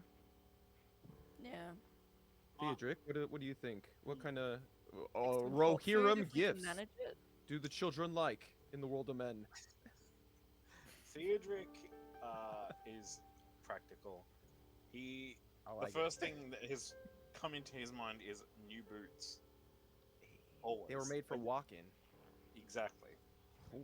Walking and keeping your feet dry. My initial thought actually was warm socks, so I guess they'll go together well. My thought was to give her something small that she might be able to keep herself. Something discreet. I mean, I if all goes well tomorrow, she'll be able to keep all of it. So. Yeah, and Valna thinks to himself in the back of his mind, in my travels through the world of Middle Earth, on my way here, I did meet this one. Oh, he was a little bit of a dubious fellow indeed. He was wearing green clothing, seemed very ranger-esque. Oh, I can't remember his name. Was it? He was wearing a green hood. His name was Robin. No, not Robin. I think his name was Robbie. That's right, Robbie. He said, money talks. Money talks. So I think maybe some money here and there might be a good idea. Well, it is your van brace. It is my Vambrace, indeed. Indeed. So maybe a little bit of money. I'll pitch in 3 silver for it, if I can. 3 silver pieces. Okay. Yeah. So boots, socks, Yeah. money, Yes. and Yeah. anything else? I'll give you guys the money to get the stuff, but Food. I've actually got to. Yes, I was going to actually go hunting early in the morning. Okay. Oh. You know. Okay. Well, that'll be better than anything we can buy anyway. Yes, and perhaps I'll keep some of what I catch to give to her, but you know, just because we want to help her doesn't mean that my, I guess, self-appointed duties in the city are going to take that much of a back burner. Yeah. I'll make sure I'm free by the afternoon, but Okay. Yep. I'll see if I can put together enough scraps to make a soup, like, in the park. So, like, potentially she can eat it while it's still hot. And I'd like to try and source a small flask of brandy as well. Or like a spiced mead or something, just to, like, warm her up. Nice idea. Okay. So that's what we're gonna prepare, everyone. Yeah, I think that's most of what we can Yeah, do. Yeah. Yeah. Great. So you make your way back to where you're staying for the night, and you get everything together and you figure it out. The next day you go and you get what you need. I would say between the 3 of you, that the stuff that you get is going to cost 2 silver between the 4 of you, actually. So whoever wants to give up 2 silver. Well, I'll be handing over 3 in general. Okay. Outside of that 3, whoever wants to. I'll give the other one because I couldn't go with them. Like I was giving him some money to. Okay, cool. Perfect. Alright, And then I'll do one. Yeah. Perfect. that's And fine. so you kind of get everything together, and you make your way down to the park. It's a nicer day. This is the first day in a while. Yes, Theodric. Can Theodric grab a dark hooded cloak while he's out as well? Oh, sure, absolutely. That's going to cost you 5 copper. So, Half a silver. yeah. Yeah, and so you guys are gonna go do that. You make your way down to the park. Feanor shows you exactly where it is, and actually, surprisingly, it's pretty out of the way. There are a number of people. Like most of the tents have kind of huddled together as they've developed a community of the people in the commons. Feanor makes his round, checking in on everybody. Yeah. But you make your way into the park, and it's relatively deserted. You do see kind of high. So you guys are currently. I'm gonna pull up Theodric right down here. So this park itself, you can see high up on the walls, there are a number of guards, but they seem to come in, basically you see them and they walk across this upper wall, and they walk by basically within view of where you are every 20 minutes. And so there are like amounts of times. You get there, what time do you guys want to arrive? Is that Pretty, in the evening, right? yeah. So like late afternoon. Okay. Yeah, I would try and push for like 3 or 4. Maybe like these people in the comments who might have been doing stuff during the city during the day are probably, this is when I'm most accustomed to them coming back towards like the end of their day. So that would be when I'd want to show up, when there's an influx of people. How discreet do you guys want to be about this? Do you want to just like try to like, I mean, blend in, but like Feanor can easily do that because everybody has seen Feanor to and fro. Yeah. Do the rest of you just want to kind of just like hang out in the park? What do you want to do during this time? I'm just getting set up, Okay. like minding my own business. Okay, starting cooking and that kind of stuff. Valineth is going to be in the area, but I guess he's not necessarily going to be doing all much of the talking. He doesn't really understand the situation too much, honestly. Like he would like to be part of it, but he doesn't really know how to really interact in such a situation. So he's going to let better talkers do the talking. So. Okay. And Theodric. What is the general state of people around the park? Like, is this a nicer area, or is it kind of more along the lines of the commons and the slums? So this is the commons.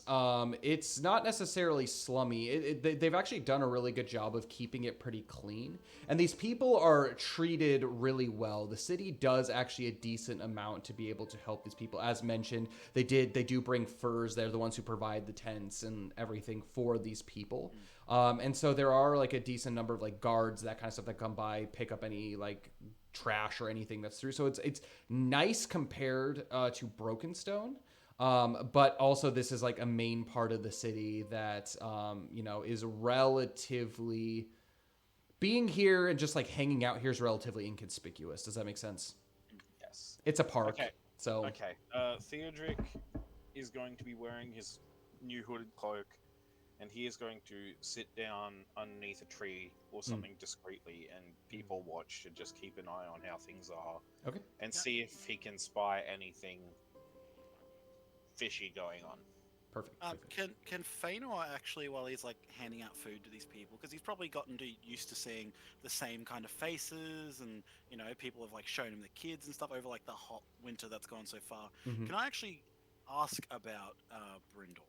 Like give a description of like what she looks like. I'm like, yes, this is actually a curious young lady that I ran into last night. I was wondering if like she's around here quite often. You describe her to them, and there's a few of them that maybe are like, oh yeah, like I kind of recognize. She comes here to and fro.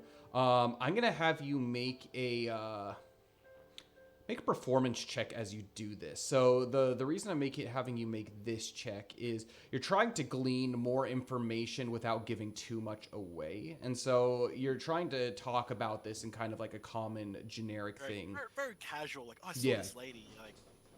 Make a performance check for me. I got. I had a nat 20, but it has a -1, so Okay. it's 19. Okay, 19. You are able to talk, and these people trust you, and they're just like, yeah, they're used to the normal chit chat, and so they'll give you some information. Some of them will say, oh yeah, she's here probably once, maybe twice a week. She actually picks up and helps like pick up some of the trash that's in the area. You could probably insight the fact that she's just trying to grab whatever she can. from whatever's left over. But there is one woman specifically who kind of pulls you forward, Feanor, and says, I often don't see her alone, though. She's always with a man whenever she does come. He doesn't seem too much older than her, but he always seems to have shifty eyes. I don't trust him whatsoever. The girl, she's actually rather pleasant. She's quite kind. I'm actually surprised you haven't run into her, but she doesn't make her presence super well known around here. Yes, yes. It was a curiosity that it was actually interesting that I ran into her last night. Because when I first arrived here, way back when the tournaments and events were on, the celebration of the Five Armies, I actually ran into her then. So I was just curious on how she was doing. Thank you for that. And I give her some of like I'm still handing out like food and like leather strips so that people can like use them to like bind shoes and like tools and stuff together, or even to patch small holes in their tents and stuff. It's like, oh, thank you very much. If anyone needs me there, I'm probably going to go sit in the park for a little while. But if you need anything at all, just come up to me and I'll see how I can help.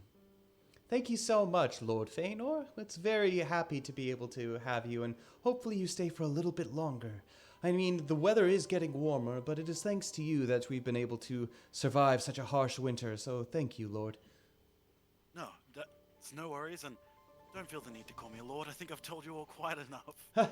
It's just Feanor. Feanor. Yes, just Feanor. I'm no better than any of you. I just have the means to help. Well, thank you so much. If you have anything else to ask, please ask away. But enjoy yourself. I see that you brought your friends. It's good to see them. I know they've come here every now and then, but it's good to see you all together and that you're all doing well. Yes, they actually helped with some of this morning, and they did some shopping for me as well. So, if you see them, thank them as well. They're quite generous. Of course. They make my job a lot easier, and it enables everyone to be just that little bit better off in these harsh times. Of course. Yeah. Okay, cool. Cool.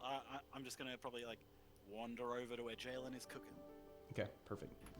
Do you want to tell that information? Any kind of things that you gleaned from that? Yeah. Cool. Because I'm at very least going to tell Jalen because she's right here. Theodric and Valineth were off doing their own things, weren't they? Yeah, Valineth's kind of just like keeping his distance, keeping an eye on things, though. I'm assuming Theodric's similar, right? Under the tree. Theodric is currently in observation mode. Actually, no. I will go. I will walk over. I'll talk to Jalen for a little bit and explain what's happening. But then I will walk over to where Theodric is and say, tell her, like, yeah, she does seem to come here quite often to help the people, but there's going to be a man about her same age with her. Shifty eyes. The people here don't really trust him. So keep an eye out for someone about her age, maybe who might be observing her when she comes here. Okay, Kyle. Yes. May I don't know what I would roll for it, but is the shifty-eyed man somebody that Theodric would maybe remember from a previous day escorting a certain merchant? Previous day escorting a certain merchant. I would say with that in mind, you have someone specific that you're looking for. So any perception checks that you're going to make, I'm going to have you make them at +2. Okay. Yeah? Yeah. Okay.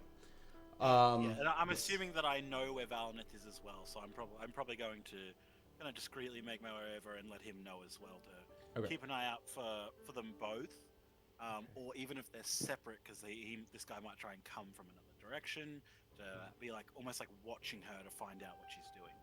Okay. So, but then I will go back to the park after that. And Valineth just says, "These elf eyes are yours, Master Elf," and he's like just looking real obviously, but trying to be discreet. But try moving your eyes, then the head. Yes, much like that. Oh, this seems very natural. You're right. Yes, Thank you. yes. I appreciate it. Comes in very useful while hunting. You don't want to spook the animal. And if you treat these people like a deer, if you startle them, they may flee, and we will not be able to get your van brace back. So I see. keep that in mind. And quickly he takes out his note in his journal. He writes down, "Humans are animals." Got that. All right. Thank you, Feanor. Yeah, look close enough. Okay. Yeah, if you see them, oh god, we should probably have come up with a way for you to let us know if you see them. Oh, I We'll just have observe plenty of and- signs. Don't worry. You'll know. Okay. I'll alert you. My elf eyes will see any symbols. Okay. I love it. But yeah, I'm gonna head back over to where Jalen is and just kind of like chill there. Time passes. So you got there around 3, you begin to cook, you do your thing. By the time you, Feanor, make your way back telling everybody it's about 4. The sun has nearly set as, well, at least in your part of the city, as this kind of southern area is actually due west. And so the wall has let the shadows creep more and more across. You wait for another hour. Around 5 o'clock starts to creep around. I'm going to have all of you make perception checks for me. Theodric, yours is going to be at a +2. As a note, would today be one of the days where my lucky charm is in effect? If you want it to be, absolutely. Okay. So basically, when you decide it's active, that's when the 2 days starts. Okay, cool. I got a 9. Okay. +2. Do I need to start that at, decide that at the beginning of the day? I'll let you decide it now. Usually it's at the beginning of the adventuring phase, but starting now is totally fine. Halfway through the day. Keep in mind, we're not in an adventuring phase, so it's kind of a blurry. Yeah. The DM, if he's willing to let you, then. Yeah, if you want to use it for these situations, absolutely, feel free. I will use it the next time I roll a natural 1. That's all I'll use it for. Perfect. That's when it begins. Perfect. Awesome. And so, checks. So, Theodric, you got an 11. Valineth? Valineth got a 15. 15. Jalen? Perception. 9. 9. And Feanor? An 11. 11. Jalen, you're pretty focused on the cooking, and you're more expecting her to actually approach, kind of almost as kind of like a hearth maker, as someone coming in to invite someone into whatever's going on. Theodric, you kind of like sitting kind of behind a tree, looking more in the eastern direction, which is going to be this upward direction. And you're kind of scouring kind of like these little riversides and the people that are like walking up and down. You don't see anyone that really fits the description of Brindal, but you are keeping an eye on everyone. Valineth, you are actually keeping an eye in the kind of this western direction, more kind of at the guards, and you're noticing that you've actually kind of to a T have gotten down when the patrols come and whatnot. As far as that goes. So that's something you've really focused on, but you haven't seen anybody specifically. Feanor, you and Jalen are kind of keeping track of more of kind of this area in the commons and see if anyone's approaching, and nobody has approached until this point. Another hour passes. It is now around 6, getting closer to 7. I'm going to have you each make perception checks for me again.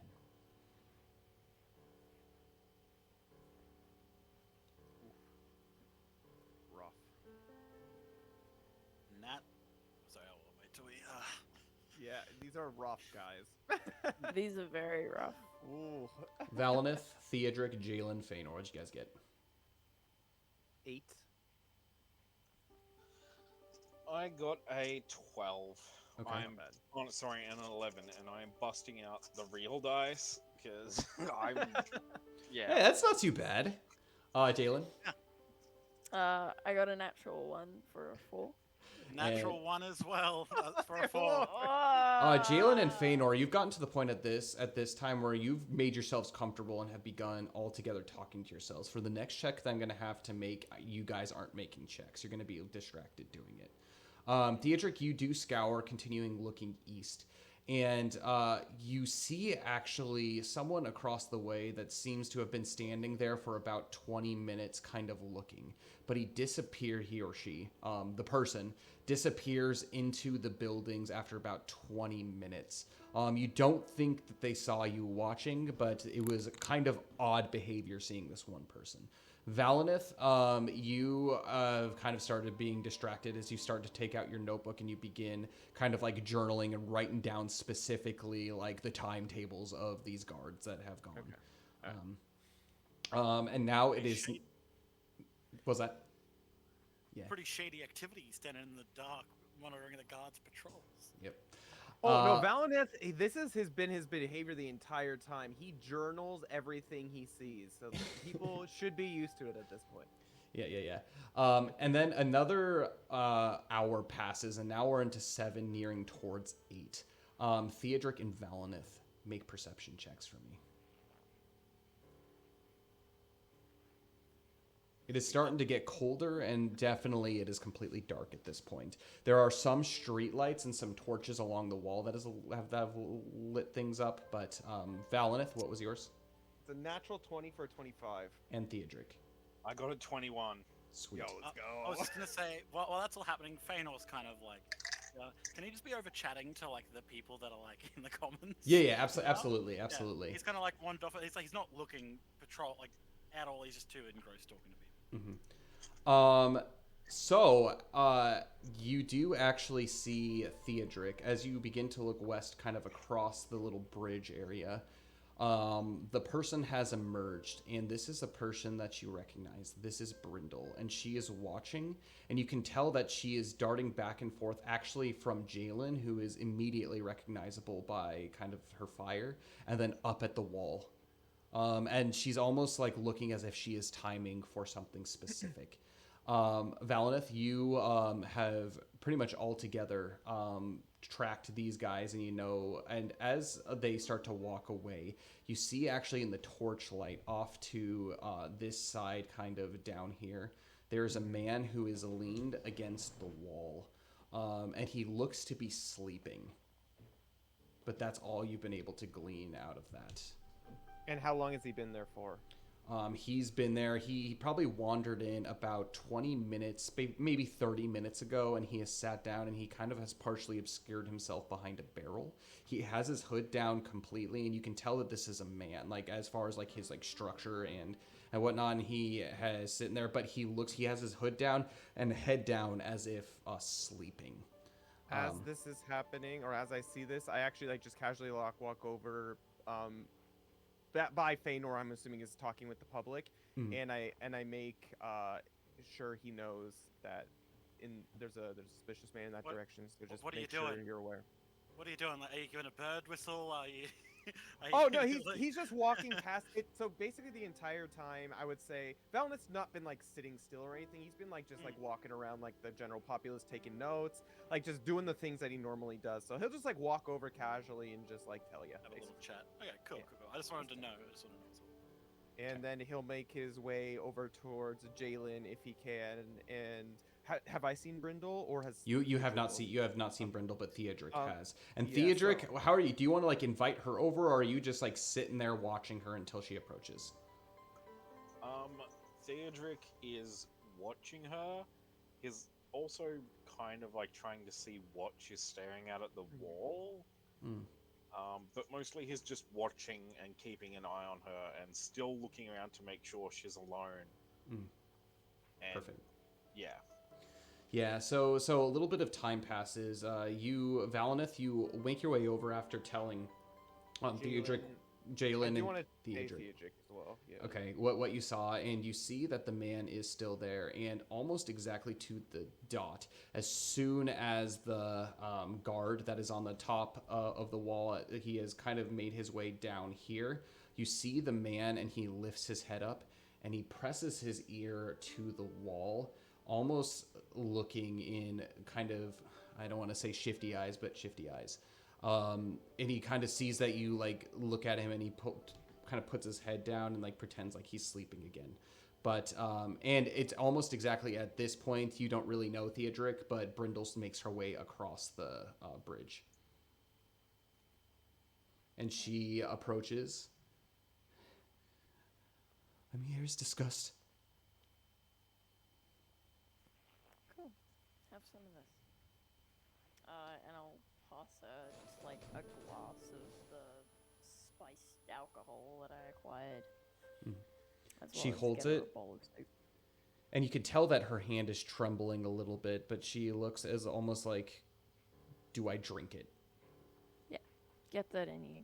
I'll do you some good. She takes a sip. Yeah. I will also pour some for myself, just so she knows it's not drugged or anything. And you do this noticeably, and this actually does go a long way to getting her to like start actually drinking the drink. So, do you have what could help? Yeah. We have.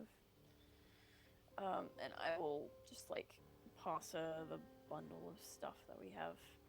And so, are you keeping everything together or passing things one at a time? What's that looking like? It depends on like how we bundle them all up together. So like, if they're all together, then I pass them all together. Probably in like a little knapsack or something. Yeah, that's what I'm thinking. Okay, Like, so you do just, so. like, in a like little blanket bundle with like all the four corners tied together. I like that. So you hand it over, and she takes it like almost like immediately, and kind of like looks into it and sees like the socks, the boots, the money. What food did you get for her? Did you get any food other than what you're serving her?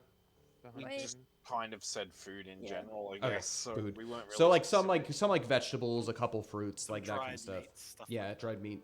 Yeah, you look inside, and she looks inside, and she like and says, "Thank you. If you don't mind me asking, why do you want to help me? What do you get out of this?" And she's whispering, like she kind of looks back and forth and like whispers to you, "What do you get out of this?" Interesting question. Around this time, Valinith, you see that the man has started leaning up, like further up upon the wall. Like as if he's trying to get a better look, or like look he's or sick of- listen. or listen. Okay. It's something that we four have agreed to do for reasons that I don't think you're ready to understand yet. As Jalen's talking about this, Valinith actually sees this man doing this, and understanding that this guy's probably associated with her, he's actually going to cause a little bit of a distraction in that area. He's going to start a dance competition. Huzzah, men of Dale! Come join me in this dance of the kinfolk here. And he's gonna like kind of in that general vicinity by the man standing by the wall. That way we can cause a little bit of a distraction. So if he is listening in, he can't necessarily hear too Make a well. performance check for me. And this is going to be at advantage as you do it, as you are calling loudly and drawing attention to yourself. It's a natural 20. Natural So, 20. yeah. You hear kind of like Fifth cheer. one today. You kind of hear people cheering, and a number of people have started peeking their heads out of the tents actually a little bit down the way. And you actually notice that you can see shadows from torchlight of guards starting to make their way towards the area as well. This man has hunched down, and he's actually started crawling counter across these buildings like towards this direction. Do I see that? Do I see him doing that? You absolutely see that. As I'm doing this dancing, I'm like, ho ho, not everyone should be left out. And I go over to him, hello, sir. Are you ready to dance? Huzzah! And I grab him by the arm and like take him arm in arm and drag him into the dance. You do so, and you feel like this man, and you can feel like very strong forearms, but he is very lanky as well. And he says, "No, wait." And he's like trying to pull away from you, but I'm gonna have you make an athletics check, a contested athletics check against him. This is in jovial dance mode, is what we're doing. Sorry, It's what, got athletics? athletics. I'm not very good at that. That's a He 10. got a 7. Yeah. Oh, sweet. So you pull him in, and he's just like, no, no, no. And this actually is enough of a distraction to kind of cause where Brindal, she actually looks to you, Jalen. Theodric and Feanor, what are you doing in this moment? Question. Feanor, having like known that guy was there and just seen Valin's kind of pull him in, actually similar to what he did with Brindal, he's actually going to kind of like slip off into the back streets, kind of the direction that this guy came in from, Okay. and he's going to like just wait like in the shadows, like out of sight. Okay, perfect. So you make your way Like there. close enough nearby that like the guy doesn't have very many opportunities, and like maybe pressed against the wall even near some like barrels and stuff like the man himself did. But that way I can like kind of observe where he's going Perfect. when he eventually does leave. Perfect. And so this is all happening kind of similar like this kind of look. And Theodric, what are you doing? Okay, I see that the situation with Brindal chatting with Jalen is fine. Obviously, Valinor seems to have this other gentleman well in hand. Quite literally. Can I make a perception check to see if is there anyone else who's currently watching or just like trying to keep out of sight, or like, is there anyone else around? Make a Have we perception managed check to- +2. That is a 18. 18. You look off into the distance, and while you look, we're going to jump actually to Jalen and Brindal. And Brindal, as with all this commotion that's going on, she says, "We don't have much time. Tell me, what are you really here for?" We started by trying to find Valinus Van Brace, which went missing from his person during Make an the insight Festival of check. the Five Armies. Okay. That's how we started. But I got an 18. Her eyes It seems like- immediately downcast, and like this like look of just like guilt radiates across her Yeah. face. You notice that?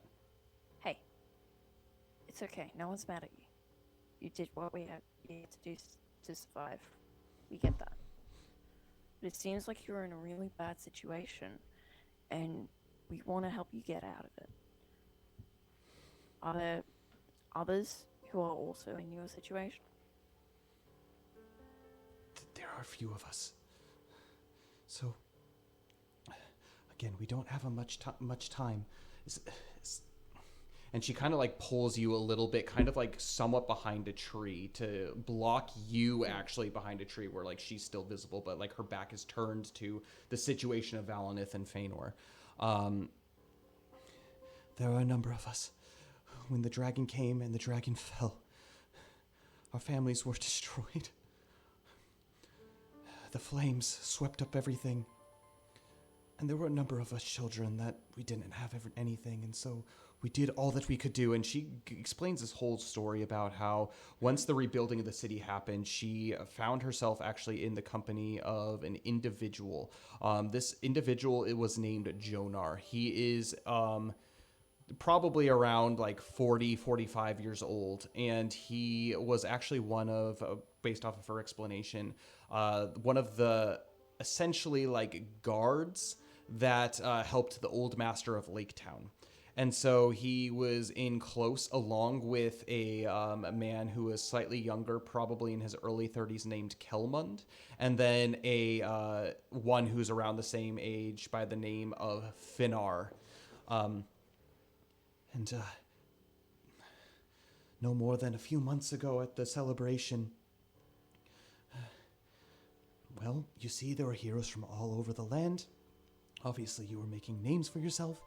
And so Jonar told me and Boris and told me, Olaf, Vidar, Gunnar, to go try to, and kind of looks back and forth, get something good. We've been trying to go get by, but when I got that Van Brace, Jonar took it for himself.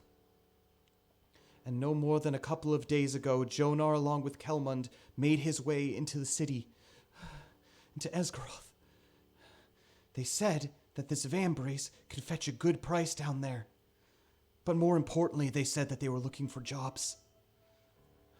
They left Finnar to look over the rest of us. Olaf, Vidar, Gunnar, Arn. Arn is who your friend is taking care of back there. But Finnar, everything goes to him. He's greedy. He's much stronger. He's much bigger than us.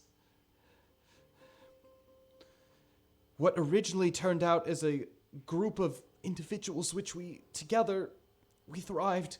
Yes, we maybe pickpocketed here and there, but we took up jobs in the city, but we found that Jonar found that our skills as pickpockets were much more worth it.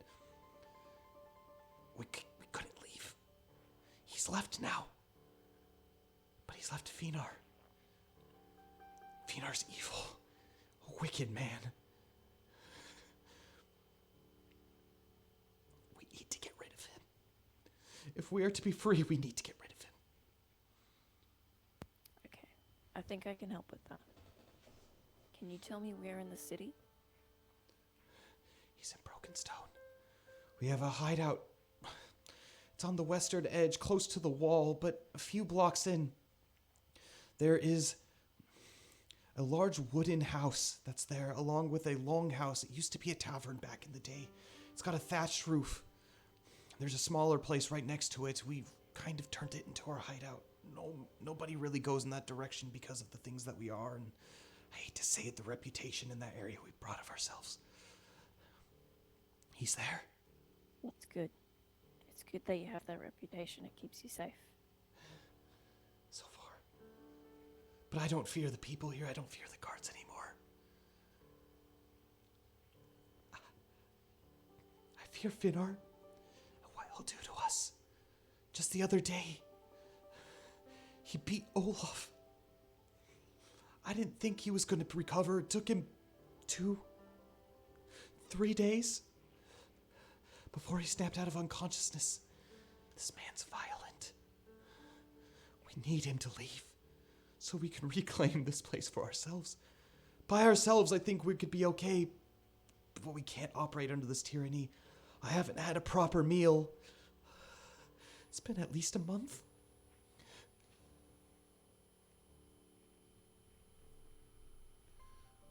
Okay.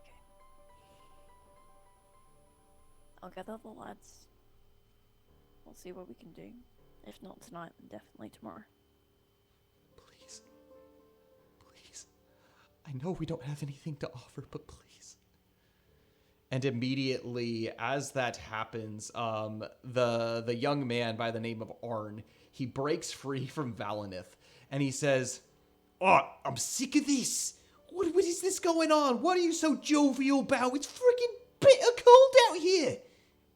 And that's why we have to be jovial, my friend. Keep the body moving, keep it warm, enjoy some camaraderie. Huzzah! I don't have time for this. Theodric, as this is happening, you look off into the distance and you see someone peeking around the corner. Someone in the same cloak as why am I spacing her name? Brindal. Kind of same looking type of hood, and he peeks his head away. This man actually has a full facial hair beard. And with that, we're going to go ahead and bring our session to a close. Ooh. Cool.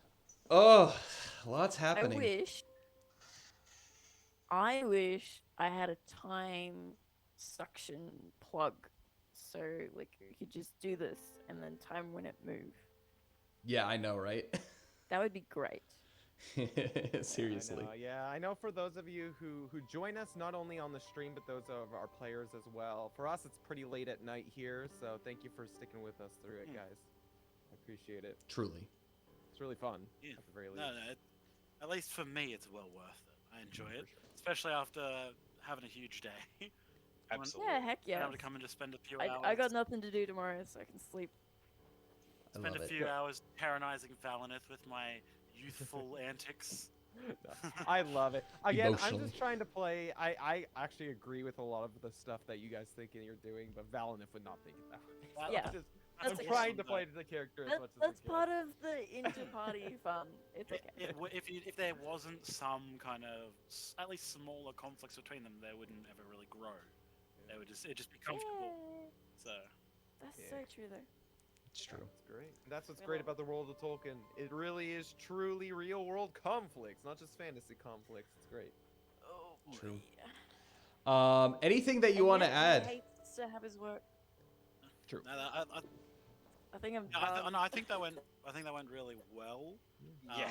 I like that we're doing this and like, you know, like we were still suspicious of her, but we're like willing to.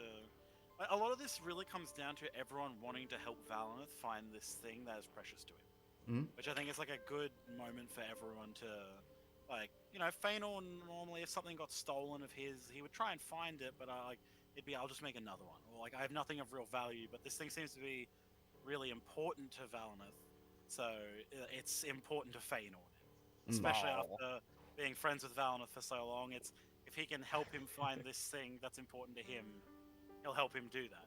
Well, Valineth appreciates it, Fëanor.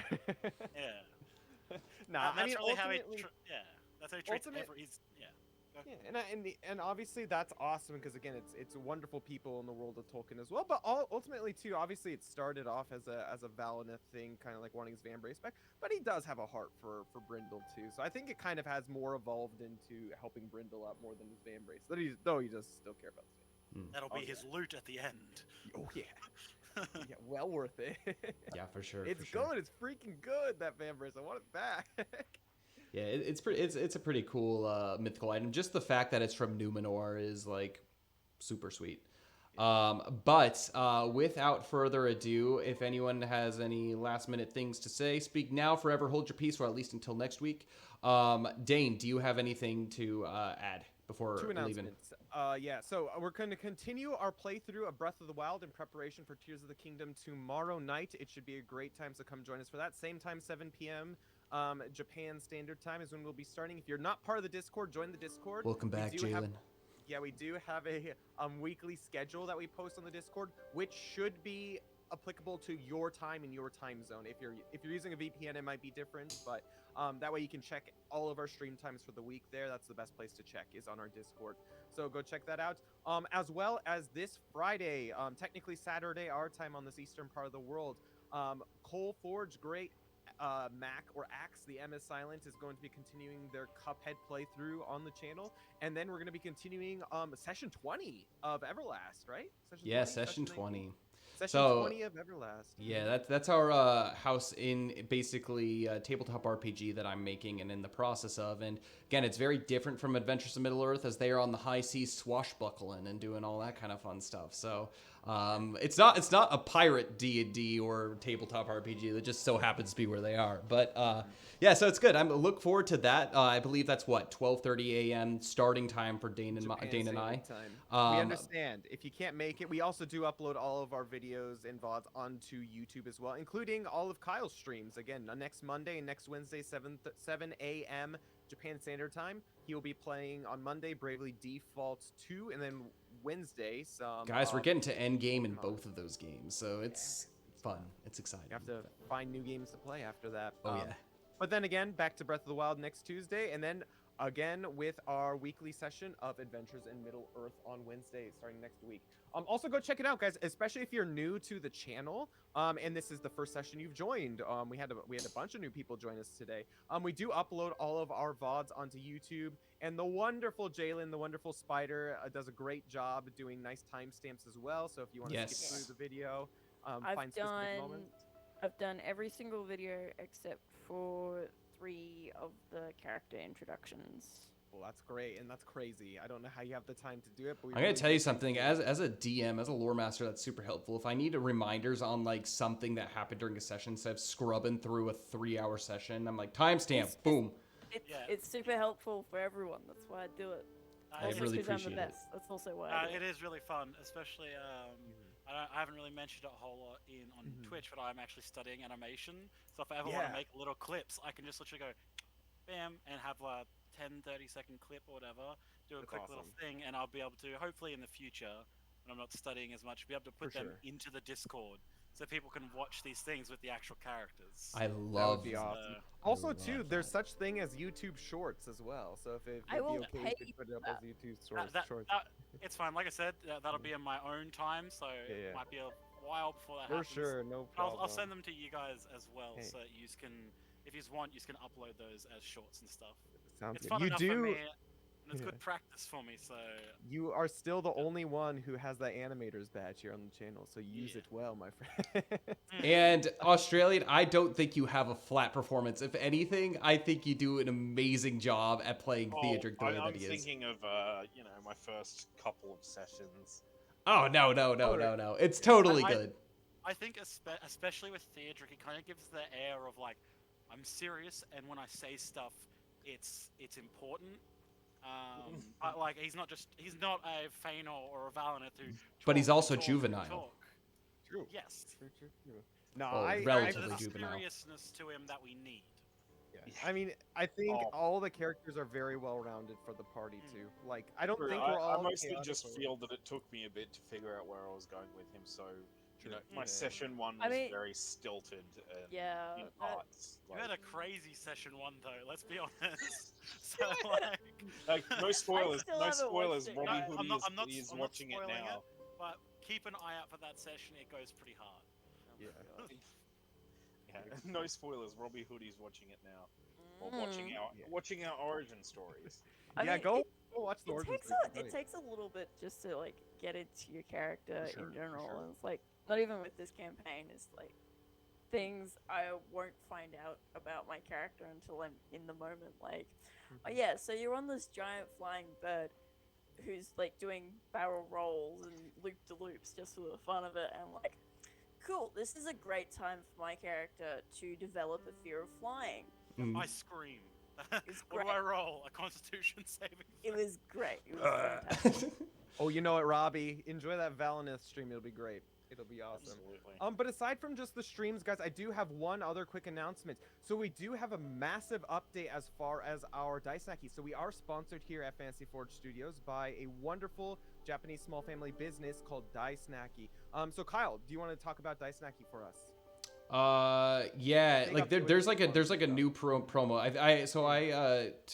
Think I mentioned it this morning, You but did. I mentioned it yesterday too. oh, okay. So, essentially, for those of you who don't know, Dice Snacky reached out to us, and they are actually going to be offering something super cool for those who come through Fantasy Forge. And so they offer Japanese sweets and luxury treats, so all kinds of goodies from their seasonal Sakura box to their character boxes, which is like anime goods, like all snacks, candy, and stuff. And then their omakase, just random assortment boxes.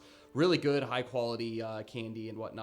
But if you do purchase from them and say that Fantasy Forge sent you, if you spend on your order $50 to $99, which I think is like their omakase boxes and like their kawaii box, like their original kawaii box, you actually will get a $5, essentially $5 coupon, $5 off of your next order.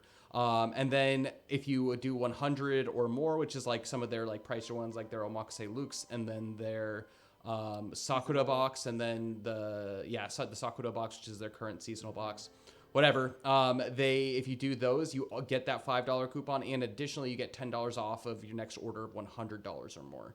And so they're giving out a lot of discounts for those that are coming with us. If you mention that you come from Fantasy Forge Studios, and pretty big discounts. And the best part, the free shipping. Oh my god, I can't even Worldwide. begin to tell you how much that's amazing. Don't know how they make money, but they do somehow. It's crazy. But they're great. They're awesome. They yes. also do have, if you do mention you came from Fantasy Forged as well, make sure if you have a Twitch username and you're okay with giving it, make sure that you actually do give it to them. Like, hey, I'm from Fantasy Forged. This is my Twitch username.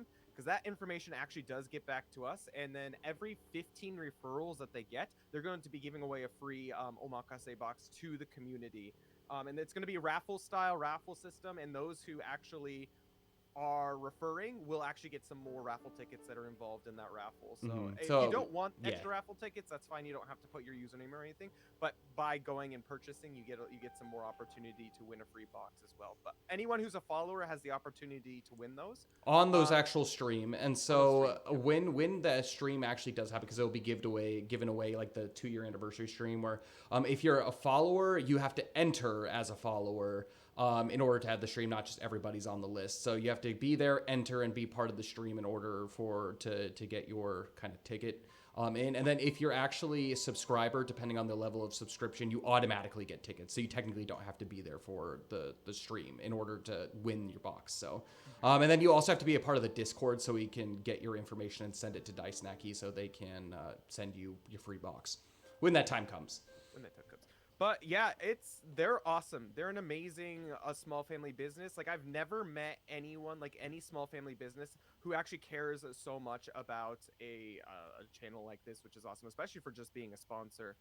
But also, I think a lot of it has to do with you guys being so generous with your time and your money. And those of you who have bought your Dice Snacky boxes, I think everyone's enjoyed them so far. I mean, they're really good, high quality products. I know, like the box Hey, I enjoyed my box that I got. Yeah. And those of you who have Super also good. bought their boxes, they're great. They're awesome. They're great snacks that you can only get in Japan. So I'm slowly making my way through mine. There's been some hits and misses.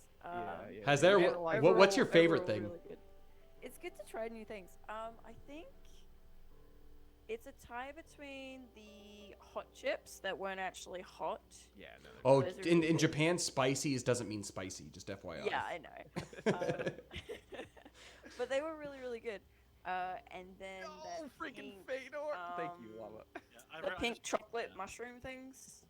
Oh yeah. I don't know what they are, but they were really good too. They reminded me of like the flavor of. I'm actually curious. What was your big Yeah. miss? Big miss. Umeboshi chips, I think you said. The pickle plum chips. Yeah, Yeah. the chips are fine. Like I am a huge fan of potato chips, so they were good.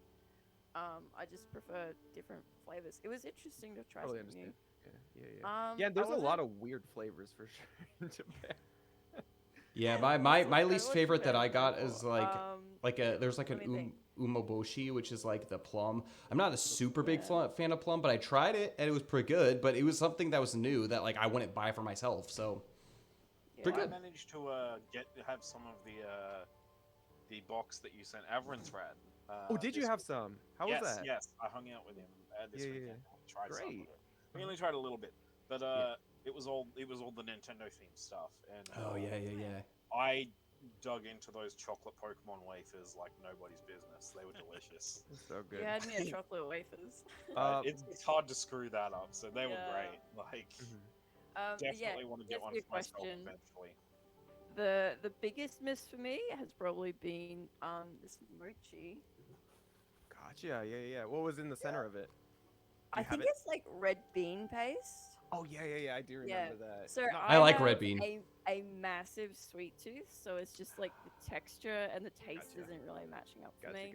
Yeah. It's not as sweet as my brain wants it. to- Yeah. wants it I to the be. very first time I had red bean, I actually thought it was chocolate, and I was like, "Why is this like a weird texture?" It was like a super like not sweet chocolate. Like in America, like I'm used to like super sweet chocolate. Like it was this kind of like, oh, it's kind of got to settle. And then because I was back, oh my gosh, years and years ago, even before I met my wife or anything, and I was just like, oh, it's red beans. I'm like, beans in like a dessert. But I love it yeah, now. the I love it. The very, very first time I had mochi is I was over at my friend's place, and he's half Japanese. Oh Mm. my god. So I actually got the massive pleasure of being able to eat like fresh ice cream filled mochi. Ah, and yeah. We were actually there together. It's been I was downhill jamming ever a since. D&D game at the time. Oh my So- gosh, It's continued Oh, all man. this time. Yeah, the ice cream Ancient mochis are really history. good. so good. Ice Yeah. creams are really good. The ice cream mochi. But yeah, they sell all kinds of awesome stuff. And one thing that's really cool about Dice I'm Snacky- assuming I know- not frozen stuff. So you will not be getting ice cream mochi. I'm assuming. Yeah, in your that would box. be interesting. Arriving, just being all melted and disgusting at that point. But As far as one thing that's really cool, like a lot of these Japanese loot crate boxes, it's your typical stuff. It's your Pockies, it's your different flavored Kit Kats. Nothing wrong with those, and you still might get a couple of those things there. But a lot of the things that they actually do give is an authentic Japanese experience. So things that you can really only get in Japan, like things that are very uncommon in international markets around the world and stuff. So if you truly want to have a taste of Japan, especially with their seasonal boxes, you truly do. Like there's even been some stuff that I got in my box from them that I've been living here in Akita in the countryside for 5 years, and I've never seen just out here. Like it's crazy. I live in like, Tokyo, and there was stuff that I've never seen. yeah, and so it's stuff that like is truly uniquely Japanese. That's just really cool. So it's awesome. It's a good opportunity for you guys, especially if you want to try Japanese food or Japanese snacks. That's awesome. So, A good promo. long for them. ad for Die Snacky, but truly, they are an amazing sponsor, and they do a lot, and they go out of their way for the channel as well. Well, and by supporting them, you support us too. So that's also really nice here at Fantasy Forge Studios. But yeah, let's go ahead. That was long-winded. Let's go ahead and end it here. But thank you all so much. We'll be back here same time next week for some more Adventures in Middle Earth, and seeing what ends up happening with Brindal and you know, her situation. Death. I mean, what? Spoilers. What? I didn't say Time that. on Dragon Ball Z. Exactly. Does she fall Brindle's into a Death pit? is the name of the episode. I love it. Bye, everyone. Yeah. Have a good one, everybody. And may the road go ever on and on.